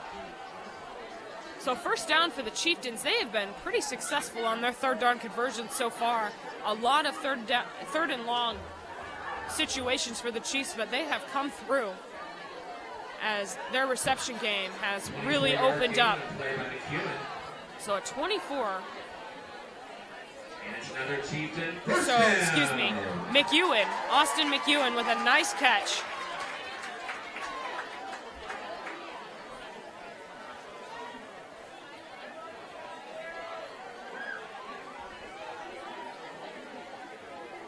Asplund still at the helm as QB.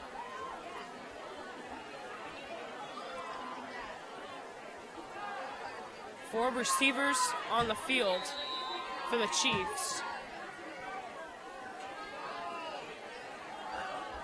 Fobbs dodging, and he's still going as he's going to push to the 39. Or excuse me, the 41.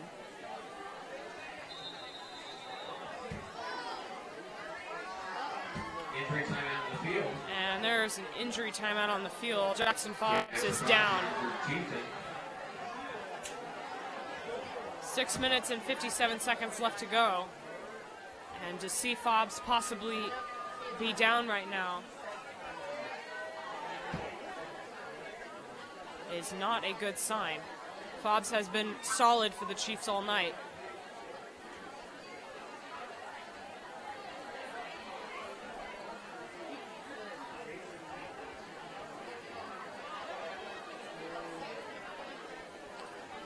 And the Clarkston players have all taken a knee.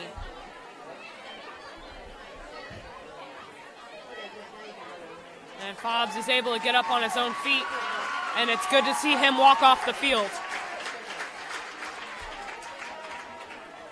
So Fobbs is out of the game. Bib O'Neill will come in.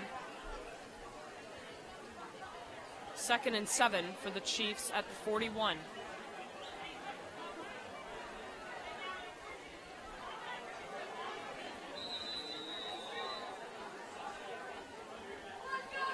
Asplin looks to throw it. That's going to be completed to Ty Allen. Allen looking for somewhere to go. Allen is going to get pushed at the 41 or the 40-yard line. So 1 yard or no gain for the Chiefs. Forward motion takes it out to the 40. Third and long 6. So 3rd and 6, as Allen was able to pick up 1 yard. Bibb O'Neill dodging defenders. Bibb O'Neill, a stiff arm, fights through several defenders, and he'll end up at about the 37 or 8 yard line, but there is a flag on the backfield. And Bibb O'Neill with a nice play there. There might have been a block in the back.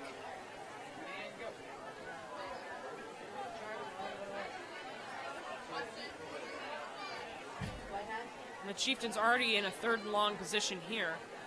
And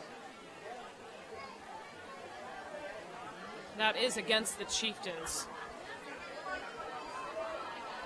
as they'll push them back 10 yards.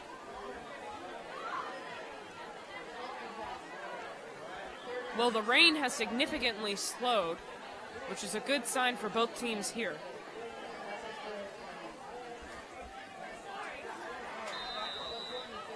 So 3rd and 20 instead of 3rd and 6. Asplin with 4 receivers and Bibb O'Neill in the backfield along with him. Asplin looks to throw. He was nearly sacked. Asplin trying to get it to Allen. Allen catches it!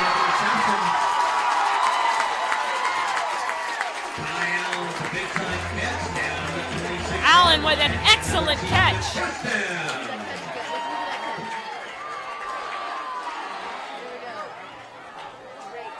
As on a 3rd and 20, Allen had to leap over 2 defenders to get to it and was taken down at the 25.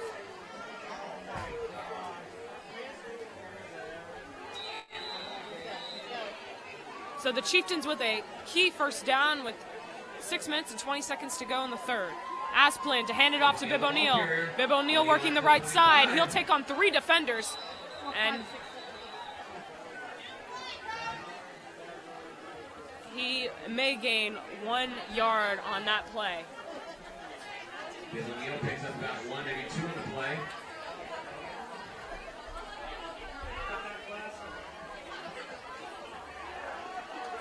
So that'll bring up a 2nd and 9 for the Chiefs, as Bibb O'Neill was able to get 1 yard. The Cubans put wide to the left. Jack Armstrong put wide right. Bibb O'Neill in the backfield. Armstrong with 2 men in the backfield. Armstrong will flip it back. And that's going to go to Caleb Keir. And Keir will pick up a few yards on that play. Or excuse me, he'll end up right at the line of scrimmage. So no gain, 3rd and 9 for the Chiefs. Another big 3rd down conversion for them here.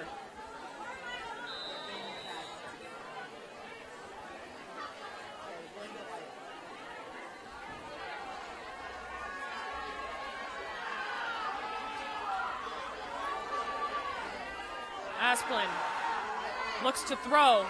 He's looking, and the catch is made to Armstrong. There is a flag on the field as Armstrong was able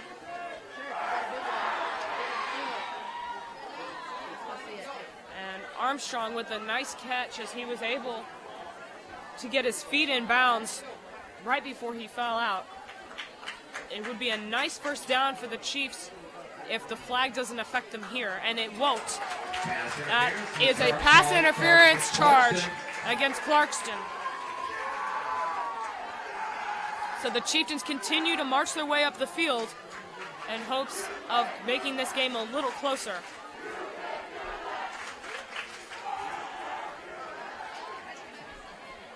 And that's enough for a Chieftain first down. So the Chiefs get a first down.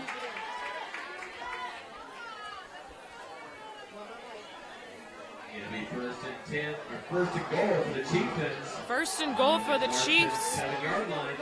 And at this point, they are set on getting into the end zone.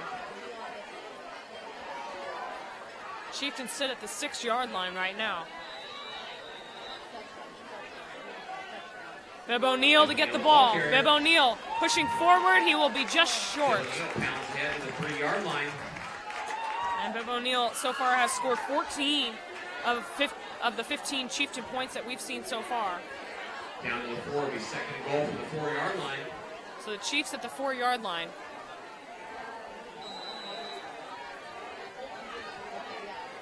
They'll go to Bibb O'Neill again. Bibb O'Neill is taken down quickly. Taken down for a loss in the backfield. And that's going to lose 52, Hayden Rogers. Is going to lose some yards there. Loss of 1 on the play brings the ball back. The 3rd and goal from the 5. Chieftains sit at the 5-yard line right now.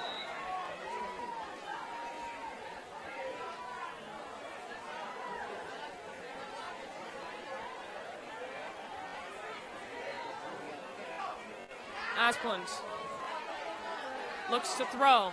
Asplund. And he gets the catch.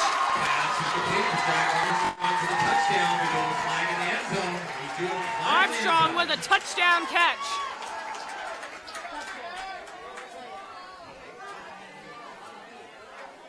And there's a flag on the play. And Armstrong was held up the entire play, was able to get free at the last moment and caught the ball for a touchdown. That's the first receiving touchdown. Armstrong, despite the pass interference, makes the play anyway. And the Chieftains are only down by 7.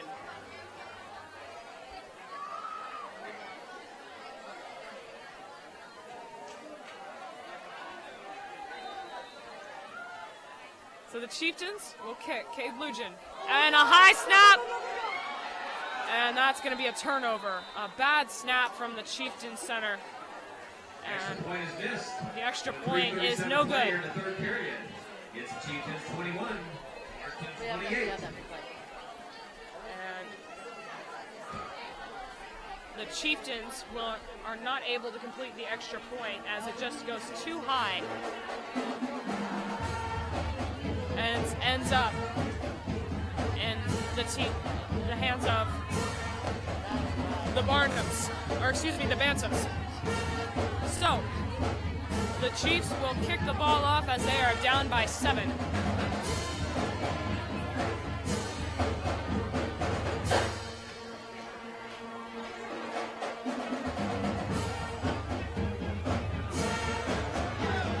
So the Chieftains looking for a stop here. Whereas the Clarkston Bantams are looking to score once again and extend their lead going into the 4th.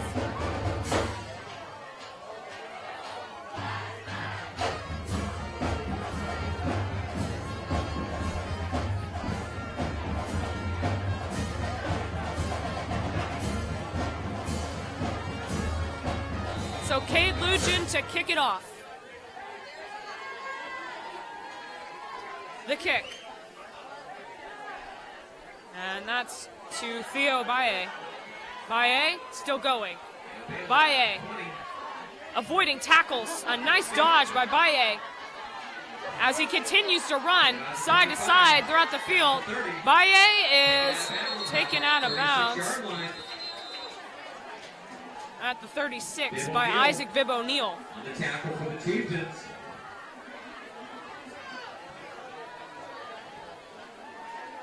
It'll be 1st and 10, Clarkston.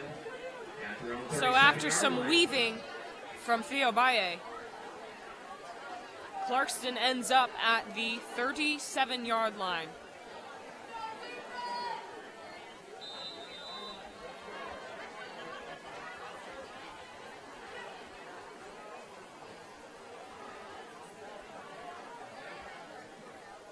Caden Frazier has 4 receivers on the field ready. He'll hand it off. Down the middle, and that is going to pick up a few yards as Aiden Gallas with a nice run there. So he'll get about 3 or 4 yards. Tackle on the play, number 22, Cody Hardy, along with Tyrell Fiveout.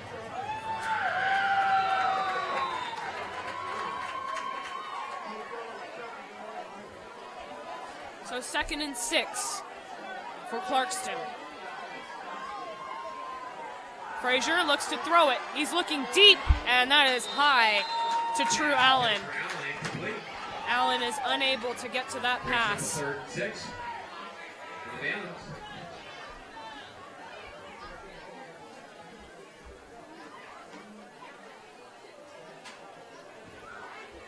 So the Bantams looking at a 3rd and long.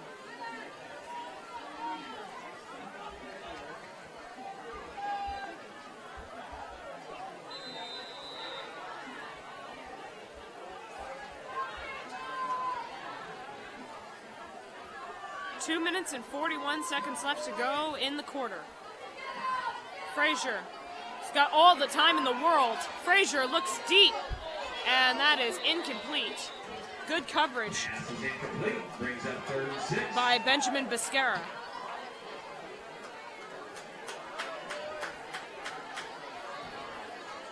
Fourth and 6, and the Bantams are forced to kick.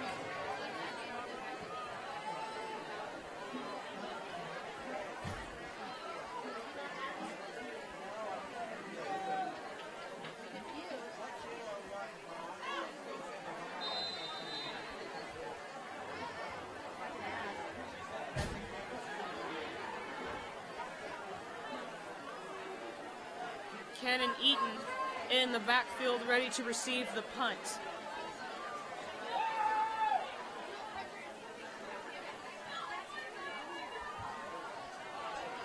A nice kick is high and will end up at the 17-yard line. 17-yard line, 1st and 10 Chieftains at their own 16.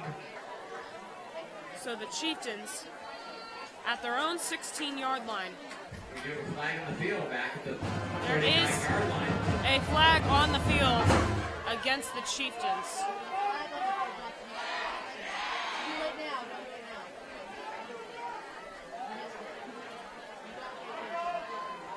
Personal foul charge against the Chieftains on the play.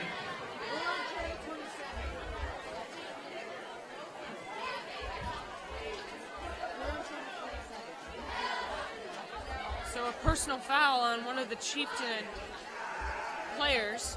So that'll put the Chieftains back to the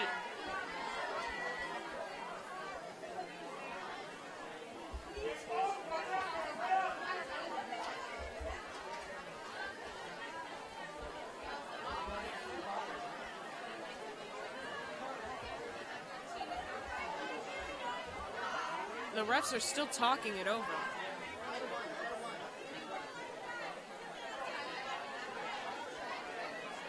As there's a lot of debate on what's going on here.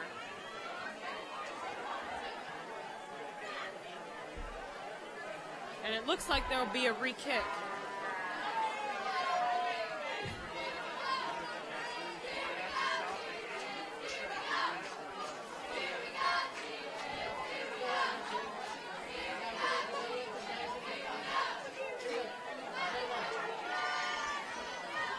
So the Chieftains will receive the ball again. Personal foul charge will result in a first down for Clarkston. And the personal foul actually will end up in a first down for Clarkston, which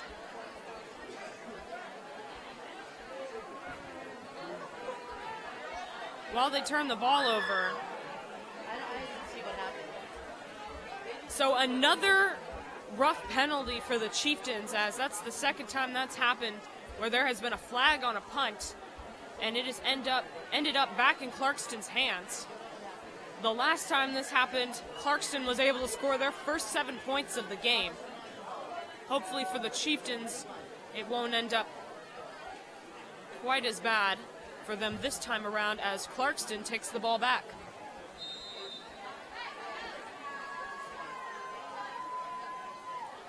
Frazier looks to hand it off. Theo Baye, and he is taken down. He'll get about 7 or 8 yards on that play there. Tackle on the play by Bill O'Neill.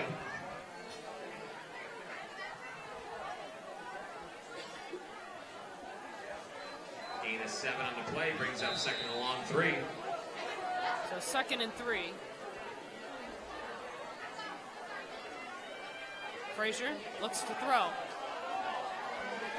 Back to Baye. Baye running, working that right sideline. Baye, he is pushed out of bounds as Fobbs was able to get to him just in time.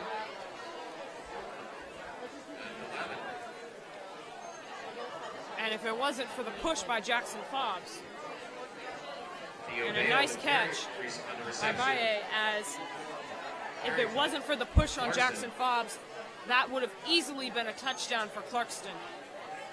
A good defensive play, but an excellent run for Theo Baye. Frazier to hand it off.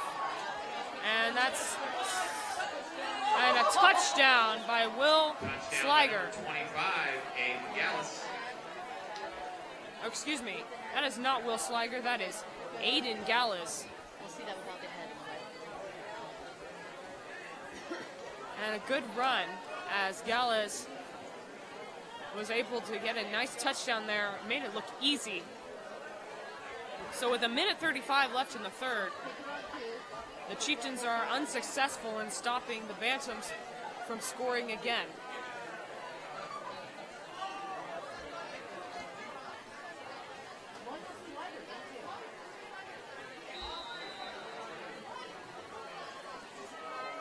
Steve Baye to kick, and the kick is good. Excellent point is good, so with 1:35 to play in the kick third period, as it's the Chieftains 21. Clarkston Bantams are up 35 to 21. The Chieftains are looking at a 2-possession ball game so far with 1:35. This game is still very much competitive, but the Chieftains are going to have to show up offensively at the end of the third and then to the fourth quarter.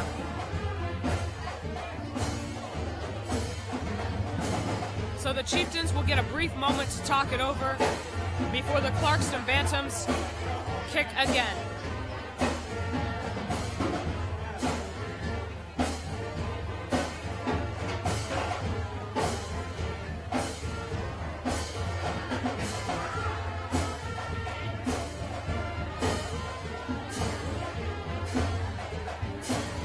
So Steve Baye to kick again.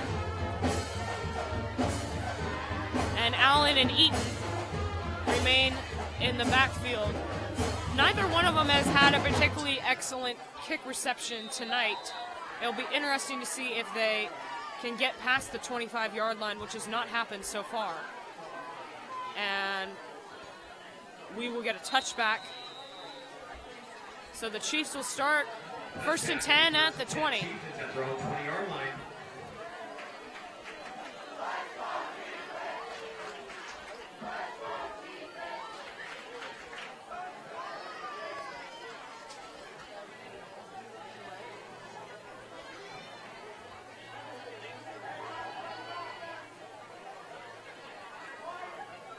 So Dawson Lawrence as the quarterback here.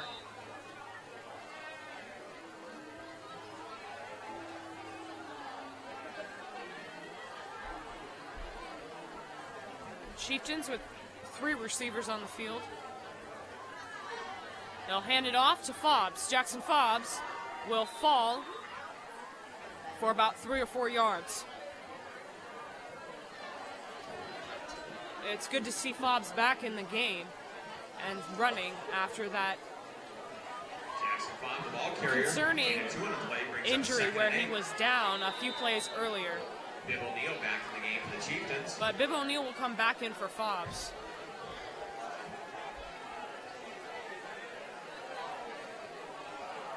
Second and 8 at the 22. Under a minute to go in the third. They'll hand it. And Lawrence looks to throw it deep. And that is almost intercepted by True Allen. And Jack Armstrong just was not able to get to that football.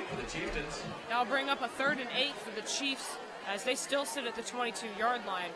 But True Allen was almost able to catch that for a nice interception. And that is the farthest throw we've seen so far from the Chieftain offense.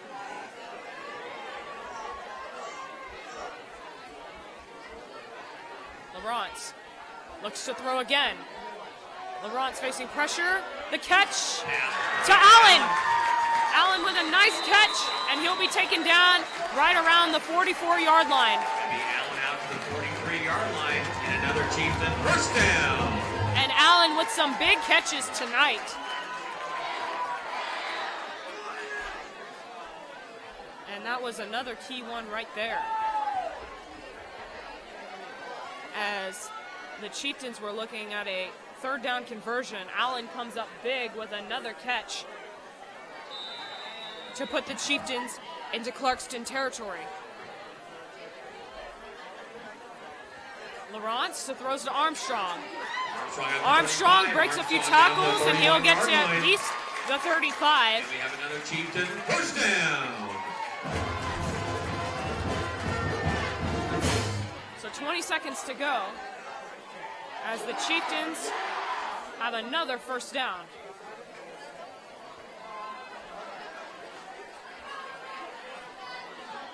$20 seconds to go. The Chieftains at the 31-yard line.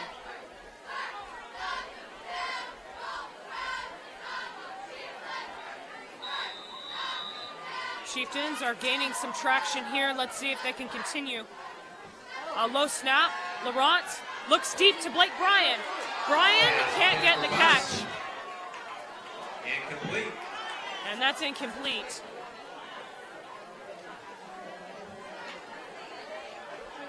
Nine seconds left to go.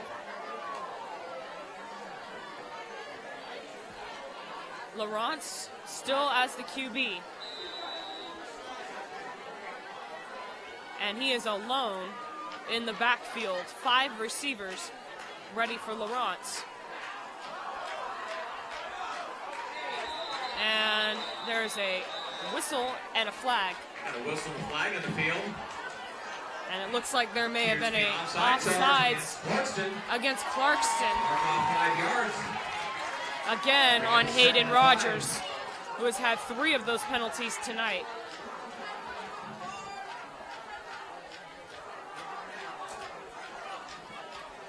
Second and 5, ball on the 26-yard line. So the ball is on the 26. Lawrence has got 5 receivers to go to. Doesn't have a lot of time. Oh, and a dangerous pass down the middle will be incomplete. Incomplete pass. 4 seconds left to go. 3rd and 5.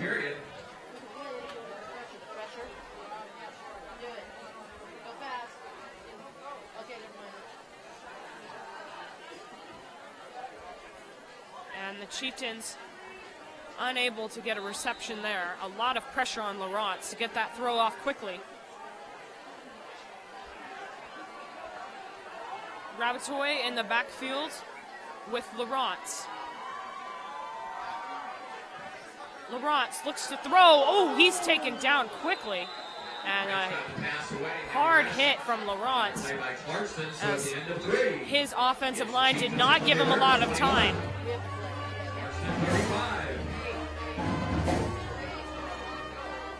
And Lawrence just had nowhere to go as he was taken down quickly. So the Chieftains are down as the Bantams continue to keep a commanding lead at 35-21. So we still have 12 more minutes left to go in this game. The Chieftains can get themselves back in it if they score here.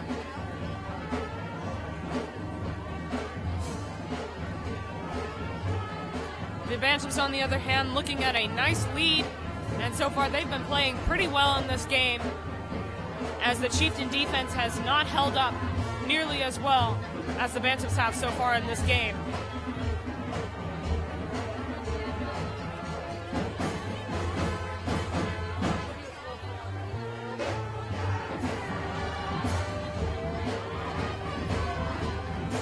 So the Chiefs will flip the field,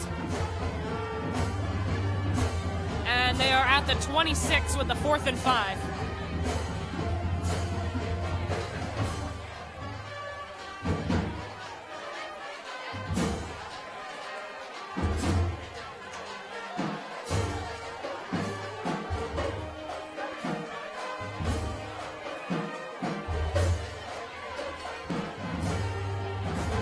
So Dawson Laurence still at the helm as QB. He has 5 receivers on the field ready for him on this 4th and 5.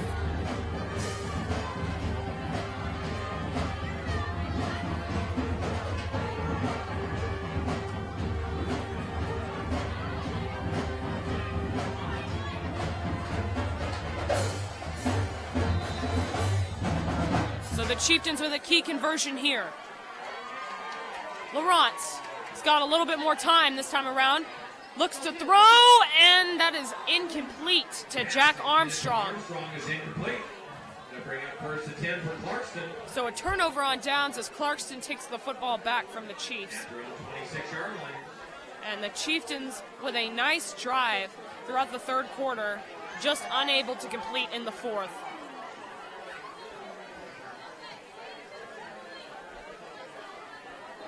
So the Chieftains on defense this time, and the Bantams have another opportunity to extend their lead and possibly ice the game. Still a lot of time left in this game. Frazier hands it off, and ooh, he's taken down quickly as several defenders surround. Cody Hardy on the tackle for the Chieftains. Will Sliger. Loss of 1 on the play brings up 2nd and 11. So 2nd and 11, a good defensive start for the Chiefs.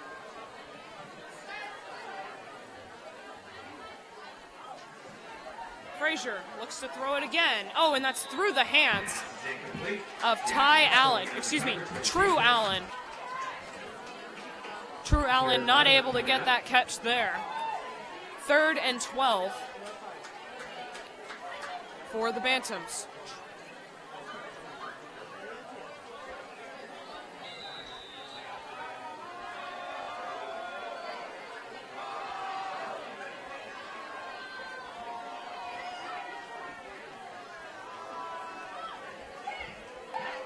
Four receivers on the field for Frazier. One man in the backfield along with him. Frazier looks to throw. He looks deep, and that is a 1st down catch by True Allen. Out to the 35-yard line.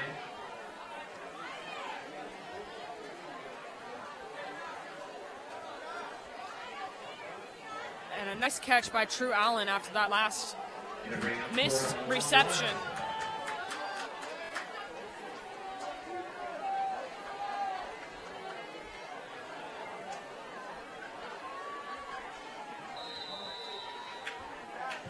Actually a 4th and 1. Oh, and a flag on the field as Jackson Fobbs jumps the line a little too quickly, and that is definitely going to be a 1st down for Clarkston. 1st down for Clarkston. With the ball out to the 30-yard line. He first kick Clarkston at their own 40. 11-12 to play in the ball game. So Clarkston at the 40.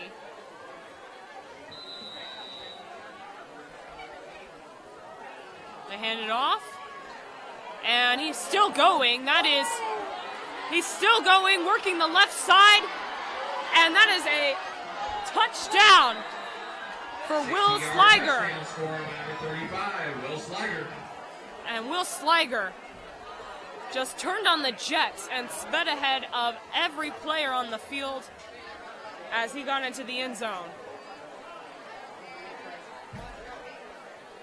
Will Sliger, the 5'11", 180-pound running back for Clarkston, just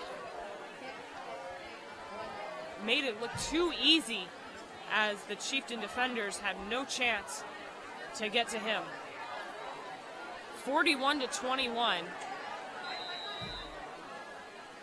as the Bantams look to score the extra point, and that is good. 42-21 with 11 minutes even to go, as the Bantams have taken a commanding lead over the Chiefs. The Chiefs needing some points now more than ever on this next drive.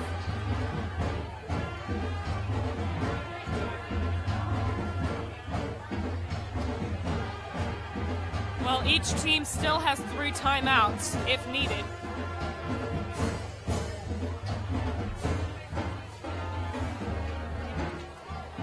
But the Chieftains really need a touchdown here if they want to get themselves back into this game. They are down by 21 points.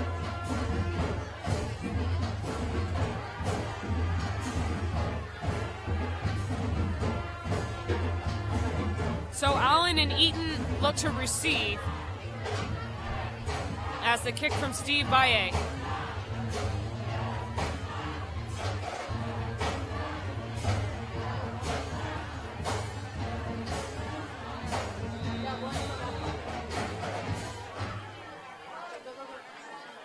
The kick. Caught by Eaton at the 1-yard line. Eaton trying to work along the right side is tackled. And he'll be taken down at the 24.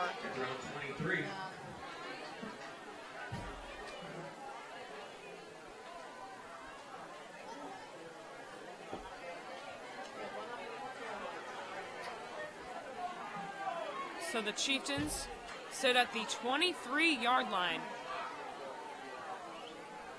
Matt Asplin as the quarterback for the Chiefs. Isaac Bibb O'Neill in the backfield.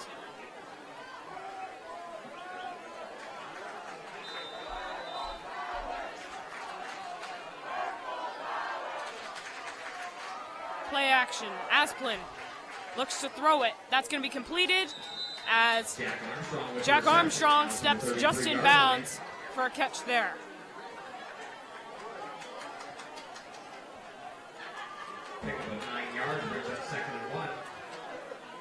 So 2nd and 1 after the 9-yard reception.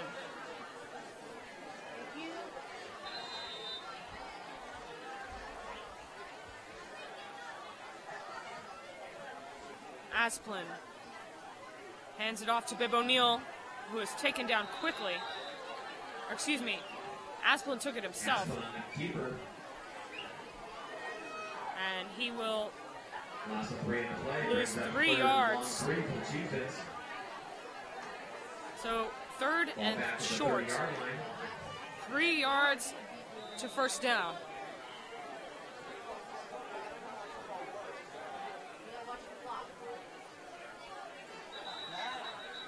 And there's a flag on the field.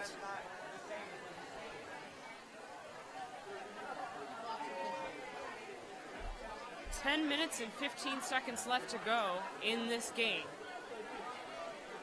And it looks like the flag will be against the Chieftains. And that's going to be an offsides penalty. Loss of 5 in the play brings up 3rd and 8. So 3rd and 8 for the Chiefs. The Chieftains really need to score on this drive here. And 3rd and 8 at the 25.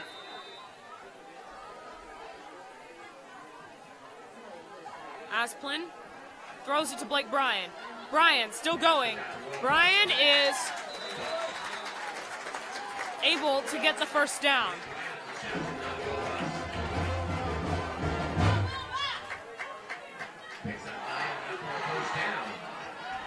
So a nice reception from Blake Bryan, who is able to get the first down.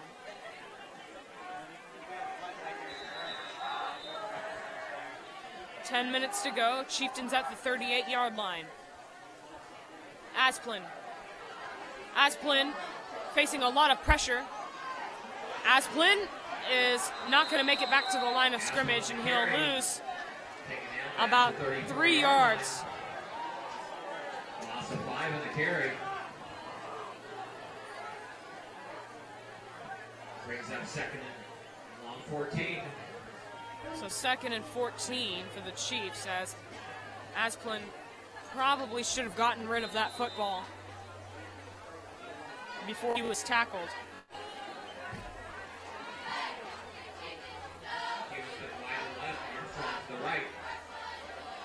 Four receivers on the field, ready to go for Asplin. Bryan moving. Asplin goes it to Armstrong. Armstrong, is taken by the leg, and a shoelace tackle takes Armstrong down a little quicker than he is happy with, as he will have to settle for the 36-yard line, or excuse me, the 37-yard line. Brings up 3rd and 11 for the Chieftains. 3rd and 11, another big third down conversion here. 8 minutes and 40 seconds to go.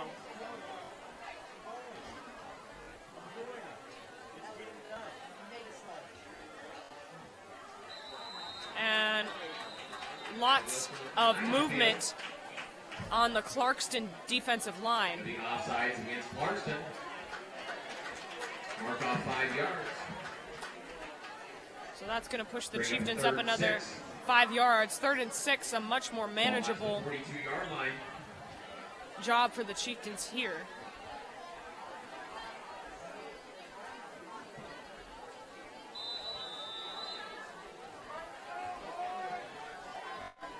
Four receivers again for Asplin.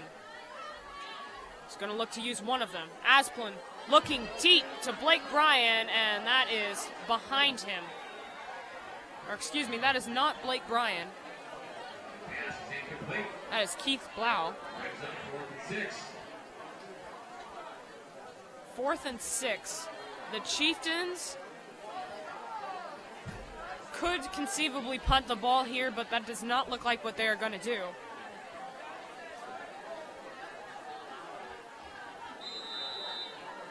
So the Chieftains are going to go for it on a 4th and 6. 8 minutes and 20 seconds to go.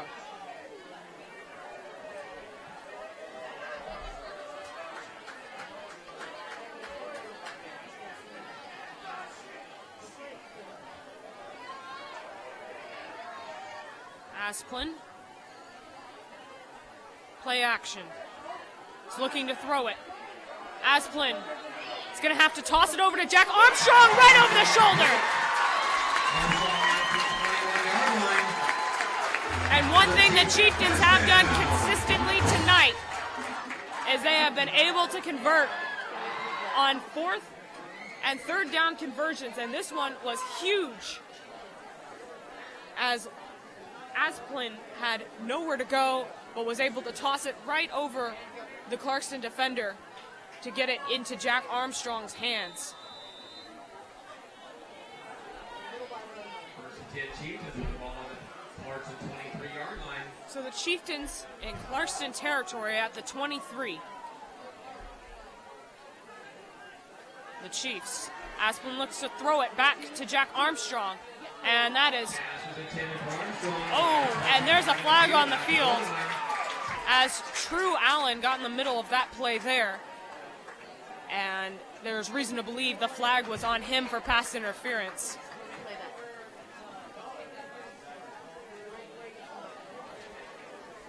And the pass was intended for Jack Armstrong, as True Allen just had a hand on Armstrong and batted the pass down, which will be a pass interference.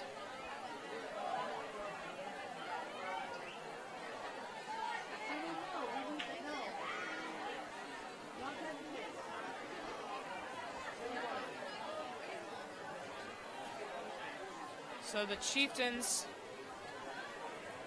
looking at some free yards here.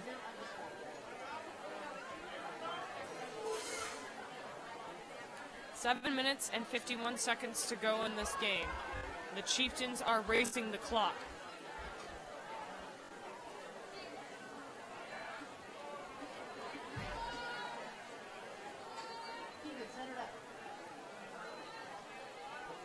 So the Chieftains will sit at the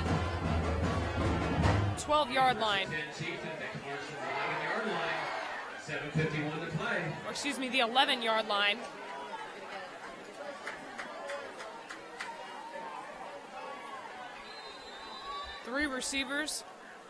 Four receivers ready to go on the field. Low snap. The handoff to Bib O'Neill, who has to avoid several defenders, and he is taken far back. And he is going to lose a lot of yards there as the offensive line for the Chiefs just did not hold up long enough for Bib O'Neill to get anywhere. He will lose 12 yards. Brings up a 2nd and 22. So 2nd and 22 as the Chieftains end up just about where they started before the pass interference.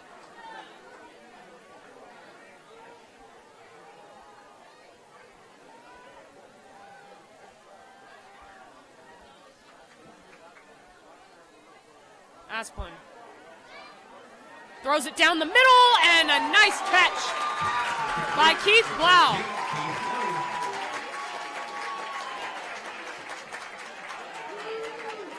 And he took a tough tackle there. And there is an injured player on the field. Keith Blau with a nice catch right up the middle. And that will bring a Chieftain 3rd and 6.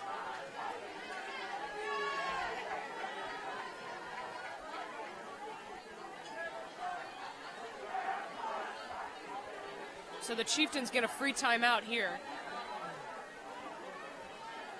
as they can talk it over at the 3rd and 6.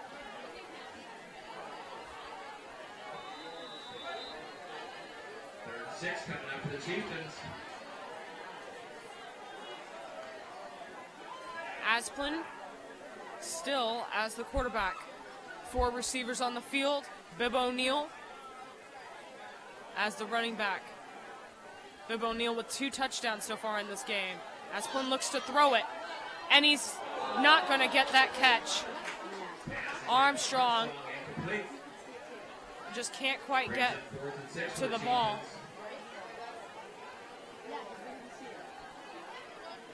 As it just went right through his hands. The Chiefs desperately need to score here. There's a timeout for the Chiefs. Timeout to play. With 6:19 to play here in the ballgame. It's the hometown Chieftains 21. Clarkston So the Chieftains down by 21 points as they will talk it over on this key 4th and 6 here. Settling for a field goal is not an option as they have to complete this conversion in order to have a chance.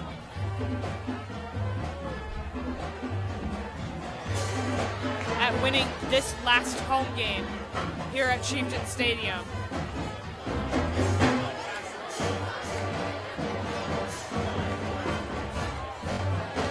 So at 4th and 6, the Chieftains are taking every risk possible, and they should go for the touchdown.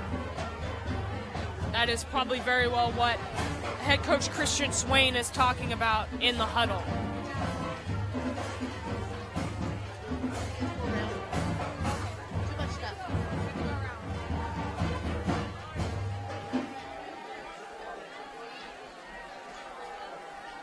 So the Chieftains with a huge play here. Asplin, play action. Asplin doesn't have a lot of time. The throw right down the middle is caught. Keith Blau with 2 huge catches to put the Chieftains back in on the scoreboard and in this game.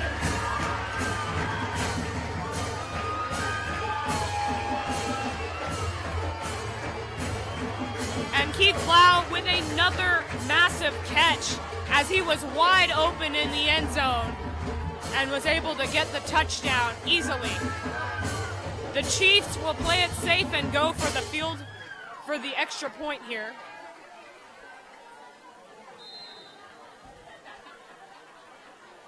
And looks like there's some movement on the Chieftain line. Jackson Fobbs went a little too quickly there, and the Chieftains will be pushed back for a tougher kick.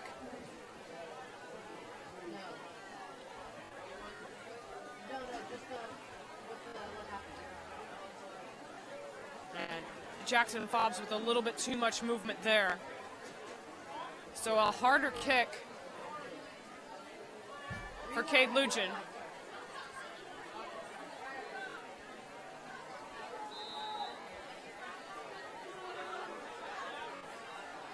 And it's blocked.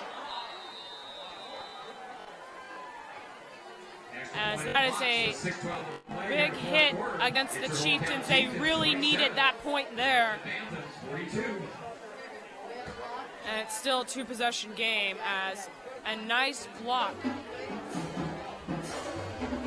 The Bantams just got all over that football and batted it right back down.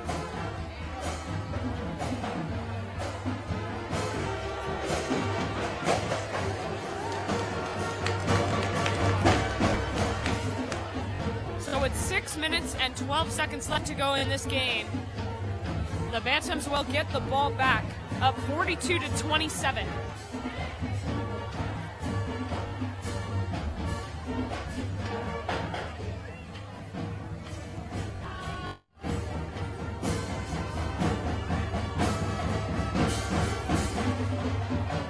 So Cade Lugin will kick again. It is reasonable to think that the Chieftains will make an onside kick here in an effort to get the ball back and possibly score again quickly. Considering the level of play that this game is at, 6 minutes is not a long time. They go for the onside kick. It bounces off, and it looks like all the Chieftains are pointing in their direction. It looks like they may have gotten that ball there.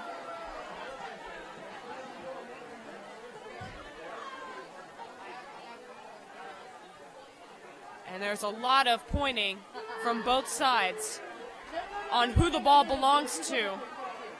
And it is Bantam ball.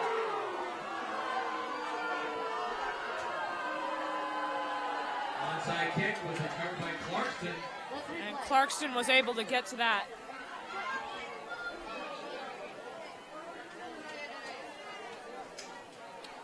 And a dicey onside kick ends up nearly in the Chieftain hands.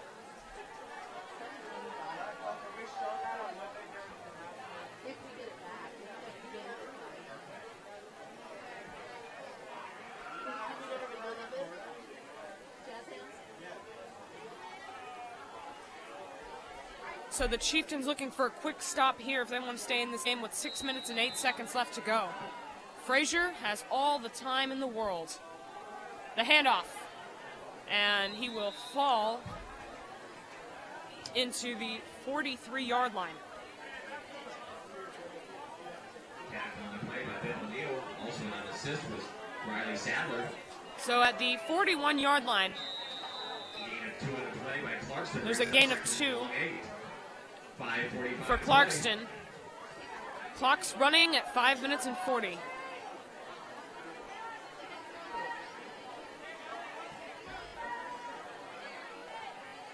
Frazier hands it off. Baye still dodging defenders, and he is just slicing and dicing as he gets his way into the 45.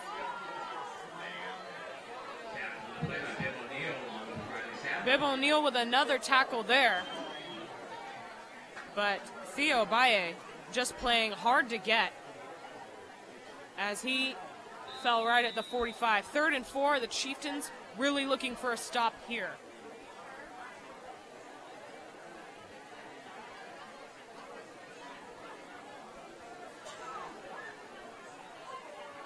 clock is still running. Frazier looks to throw. He's got time. Frazier looking deep, and that's going to fall out of bounds. Pass is incomplete. Frazier with several long passes today that have just ended up a long ways away from the vicinity of any Bantam player. And that is another one right there. That is going to force Clarkston to punt the ball.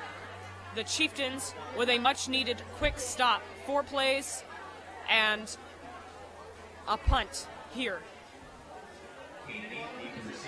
So Cannon Eaton looking to receive.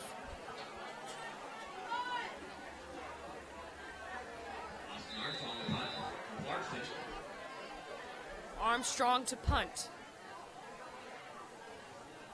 Taking his time is Armstrong. A low punt. That's going to bounce into Eaton's hands. Eaton dodging. Eaton flies head first at the 22-yard line.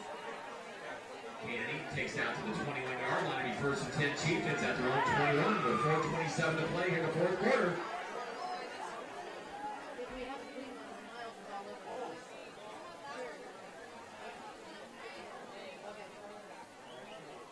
So the Chieftains at the 21-yard line. 4 minutes and 27 seconds left to go. And Eaton, with a nice play there, dives into 2 defenders. Is able to get to the 21. 3 men in the backfield along with Laurence. Laurence looking to throw. He's looking deep to Ty Allen, and that's intercepted. True Allen has the ball. Allen running, and he is tackled at the 34-yard line. A huge blow against the Chiefs, as the intended receiver was Ty Allen, but it ended up in True Allen's hands instead, and Clarkston, just like that, gets the football back.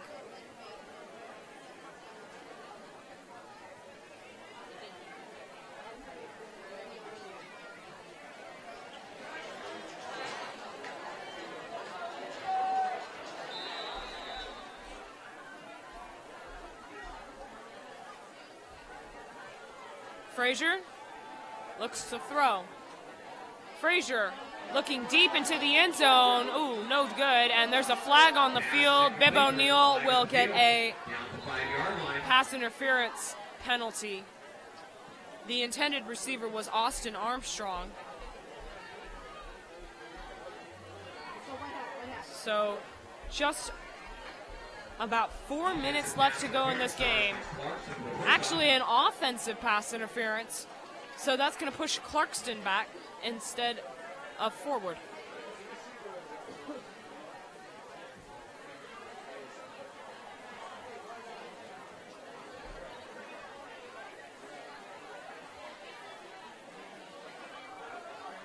The rain is coming back down on the Chieftain field right now, as Clarkston will be pushed back several yards after the offensive pass interference.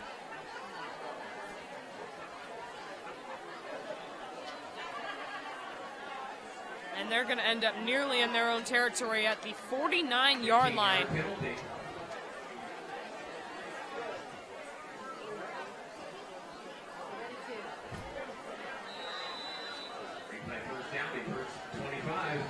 So 1st and 25 as the first down will be replayed. Frazier to hand it off. Frazier gets it to Baye, and he will be taken down at around the 45.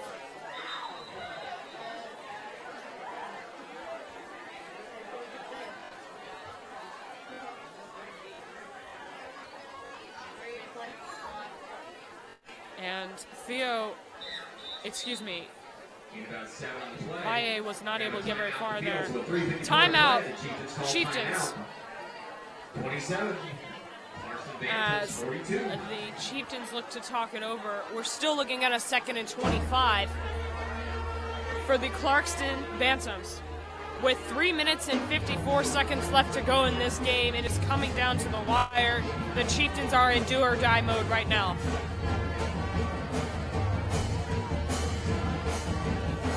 Actually, it's a 2nd and 20, so the Chiefs are looking for a stop here. And at this point, Clarkston is just looking at running down the clock as a bare minimum.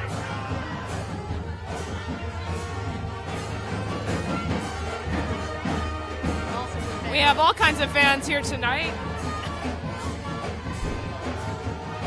as it is senior night at Chieftain Stadium.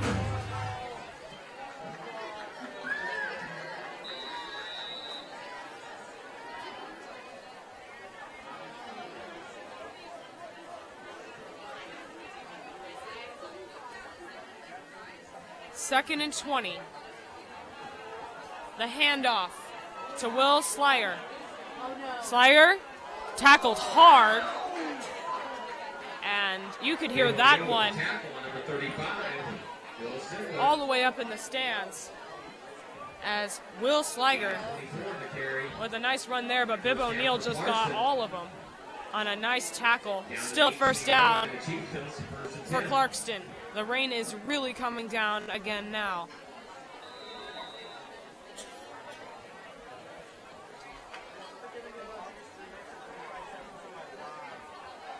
And Sliger looks to find an opening. Almost tackled, and he will end up being taken down. Tackle on the play by number 22, Cody Hardy. By Cody Hardy. There is an injury on the field for Clarkston. That's number 8, Steve Baye, the kicker.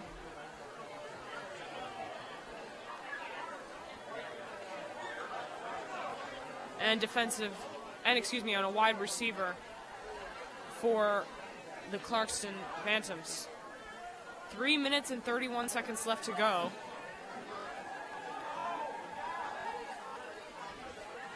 And he is able to get up under his own feet, and he will jog off the field.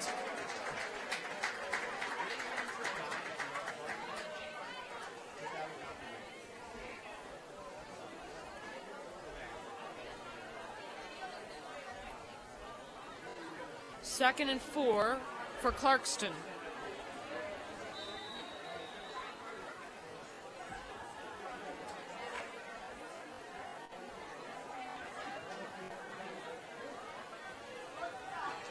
The clock is running. Frazier in no hurry to get the football in his hands.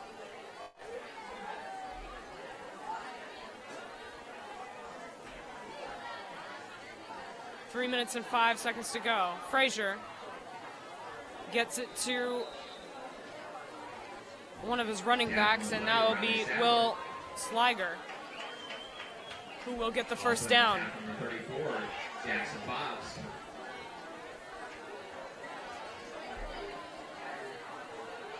And just about 3 minutes left to go.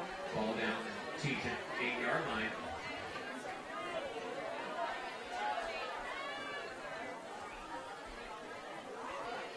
The clock is running. And it looks like the Bantams are looking to run it in for one more touchdown, as Will Sliger will end up just short. The tackle. Number 35, Will Sliger. Gain of 3 in the play. First and goal And from 4. Will Sliger trying to work that left side to end in the end zone, but he is just short as he's tackled by Bib O'Neill.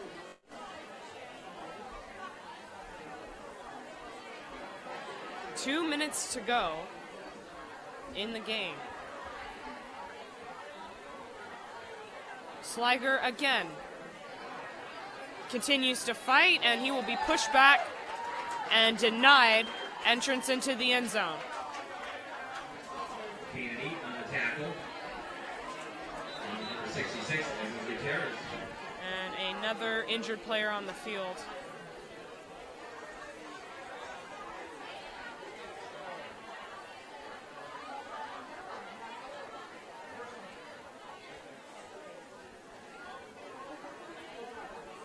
And that is Dreisen Schubert,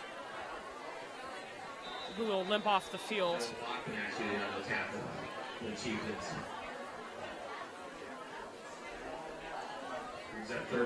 Minute 30, 3rd and goal.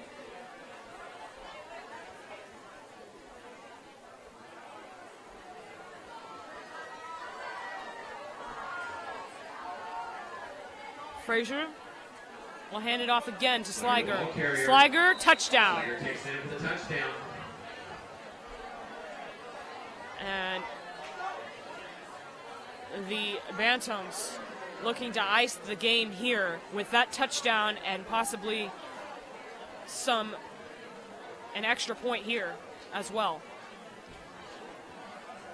Sliger with a nice run to be able to get into the end zone.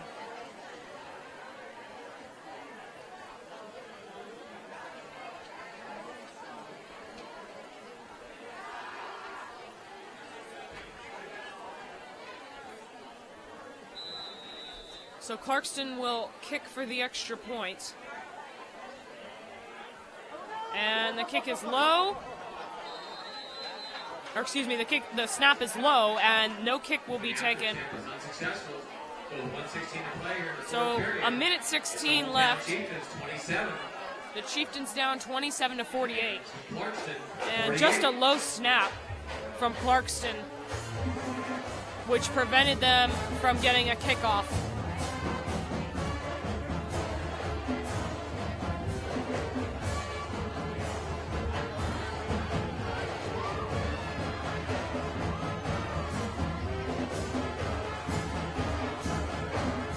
So the Chieftains will receive the kick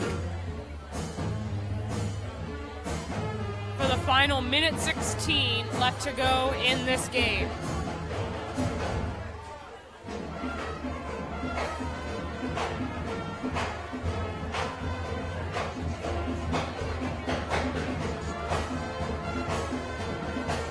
And it is really coming down as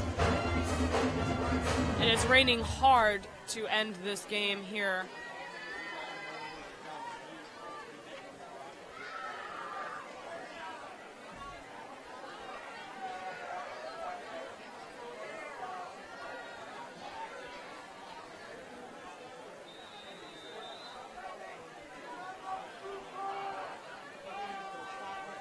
Steve Baye to kick. That kick will fall into the hands of Ty Allen. Allen running, works the stiff arm, and he will fall out of bounds. 30-yard line. It'll be 1st and 10 Chieftains at their own 31-yard line. So Allen just steps out of bounds on that push, and it'll stop him at about the 31-yard line.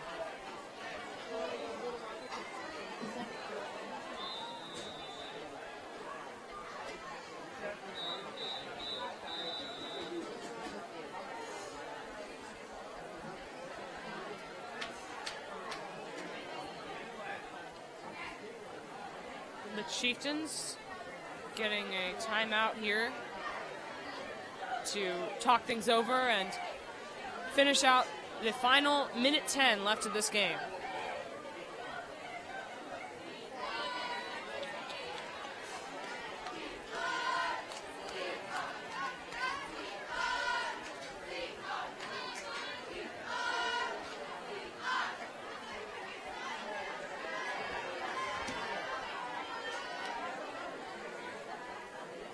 Mason Pretty as the quarterback for the Chieftains right now.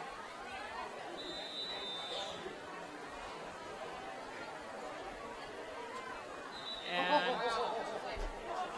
the Clarkston line was all over the Chieftain offense before the ball had been snapped. So that's going to move the Chieftains up 5 more yards. Offsides in the call. And Gain of 5 for the Chieftains. Clarkston was way offsides on that last play there.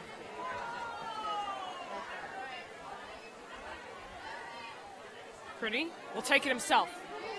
Here he goes down the middle, tumbling, and he will end up at the 44-yard line. A minute and 4 seconds left to go in this football game. Pretty still remains as the quarterback. 5 receivers on the field as Pretty remains alone. Pretty is going to take it himself. Pretty racing down the line, and he will end up at the 43. Another first down for the Chiefs. 53 seconds left to go. The Chieftains sit at the 42-yard line.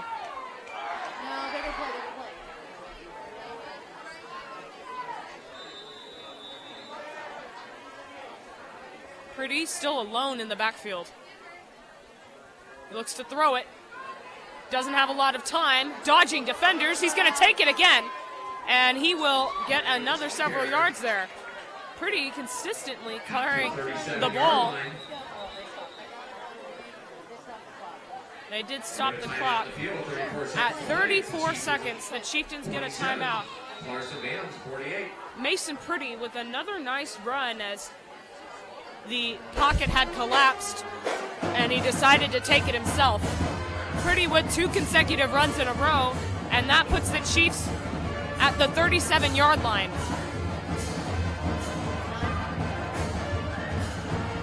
.34 seconds left to go, and the Chiefs looking for another opportunity to score.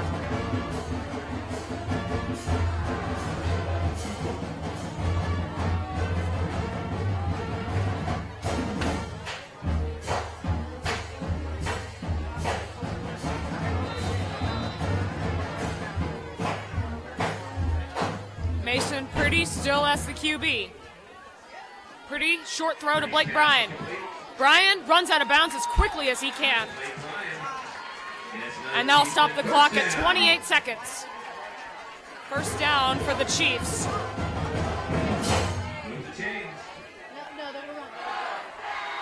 and 10 Chieftains at Clarkston's 30-yard line. Chieftains at the 30-yard line. Moving up the field rather quickly. Mason Pretty looks to throw it, dodging defenders. As he's going to take it himself. Pretty still going. And he's going to fall at the 22-yard line.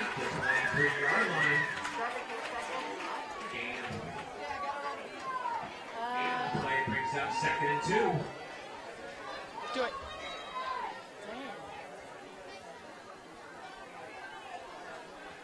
"17 seconds left to go. Pretty has run it on 3 of the 4 last plays we've seen so far on this drive. Pretty, again. Looks to throw it. That's to Blake Bryan. Bryan can't get to it as that ball was too hard to get to. Incomplete, 11 seconds left to go.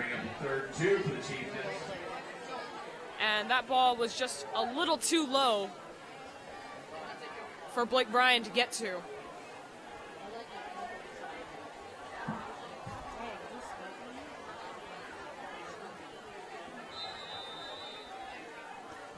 "11 seconds, there's enough time for 1 or 2 more plays depending on the length. Mason Pretty with possibly the last play of the game on the Chieftain home field of the season. There's the ball's on the field, and the time is going to come to an end. Nuts. Terrible way to end it. Fumble on the field, it was recovered by Clarkston. And the Chieftains with the fumble there. And not a good way to end the game as a turnover for the Chiefs. So it'll be Clarkston football. They will run out the clock.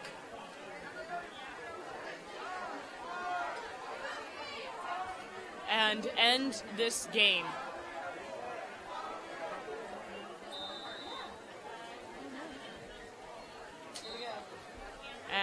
They will take a knee, run down the clock, and the Clarkston Barnums win this football game 48-27 as the Clarkston Barnums coming from a long ways to come and beat the Chieftains on their home field on Chieftains Senior Night. Well, I want to thank you for joining us tonight. I'm Jordan Ryan, your host. Thank you very much for joining us on our last game in Chieftain Stadium, as the Chieftains will be at Tumwater next week. Good night.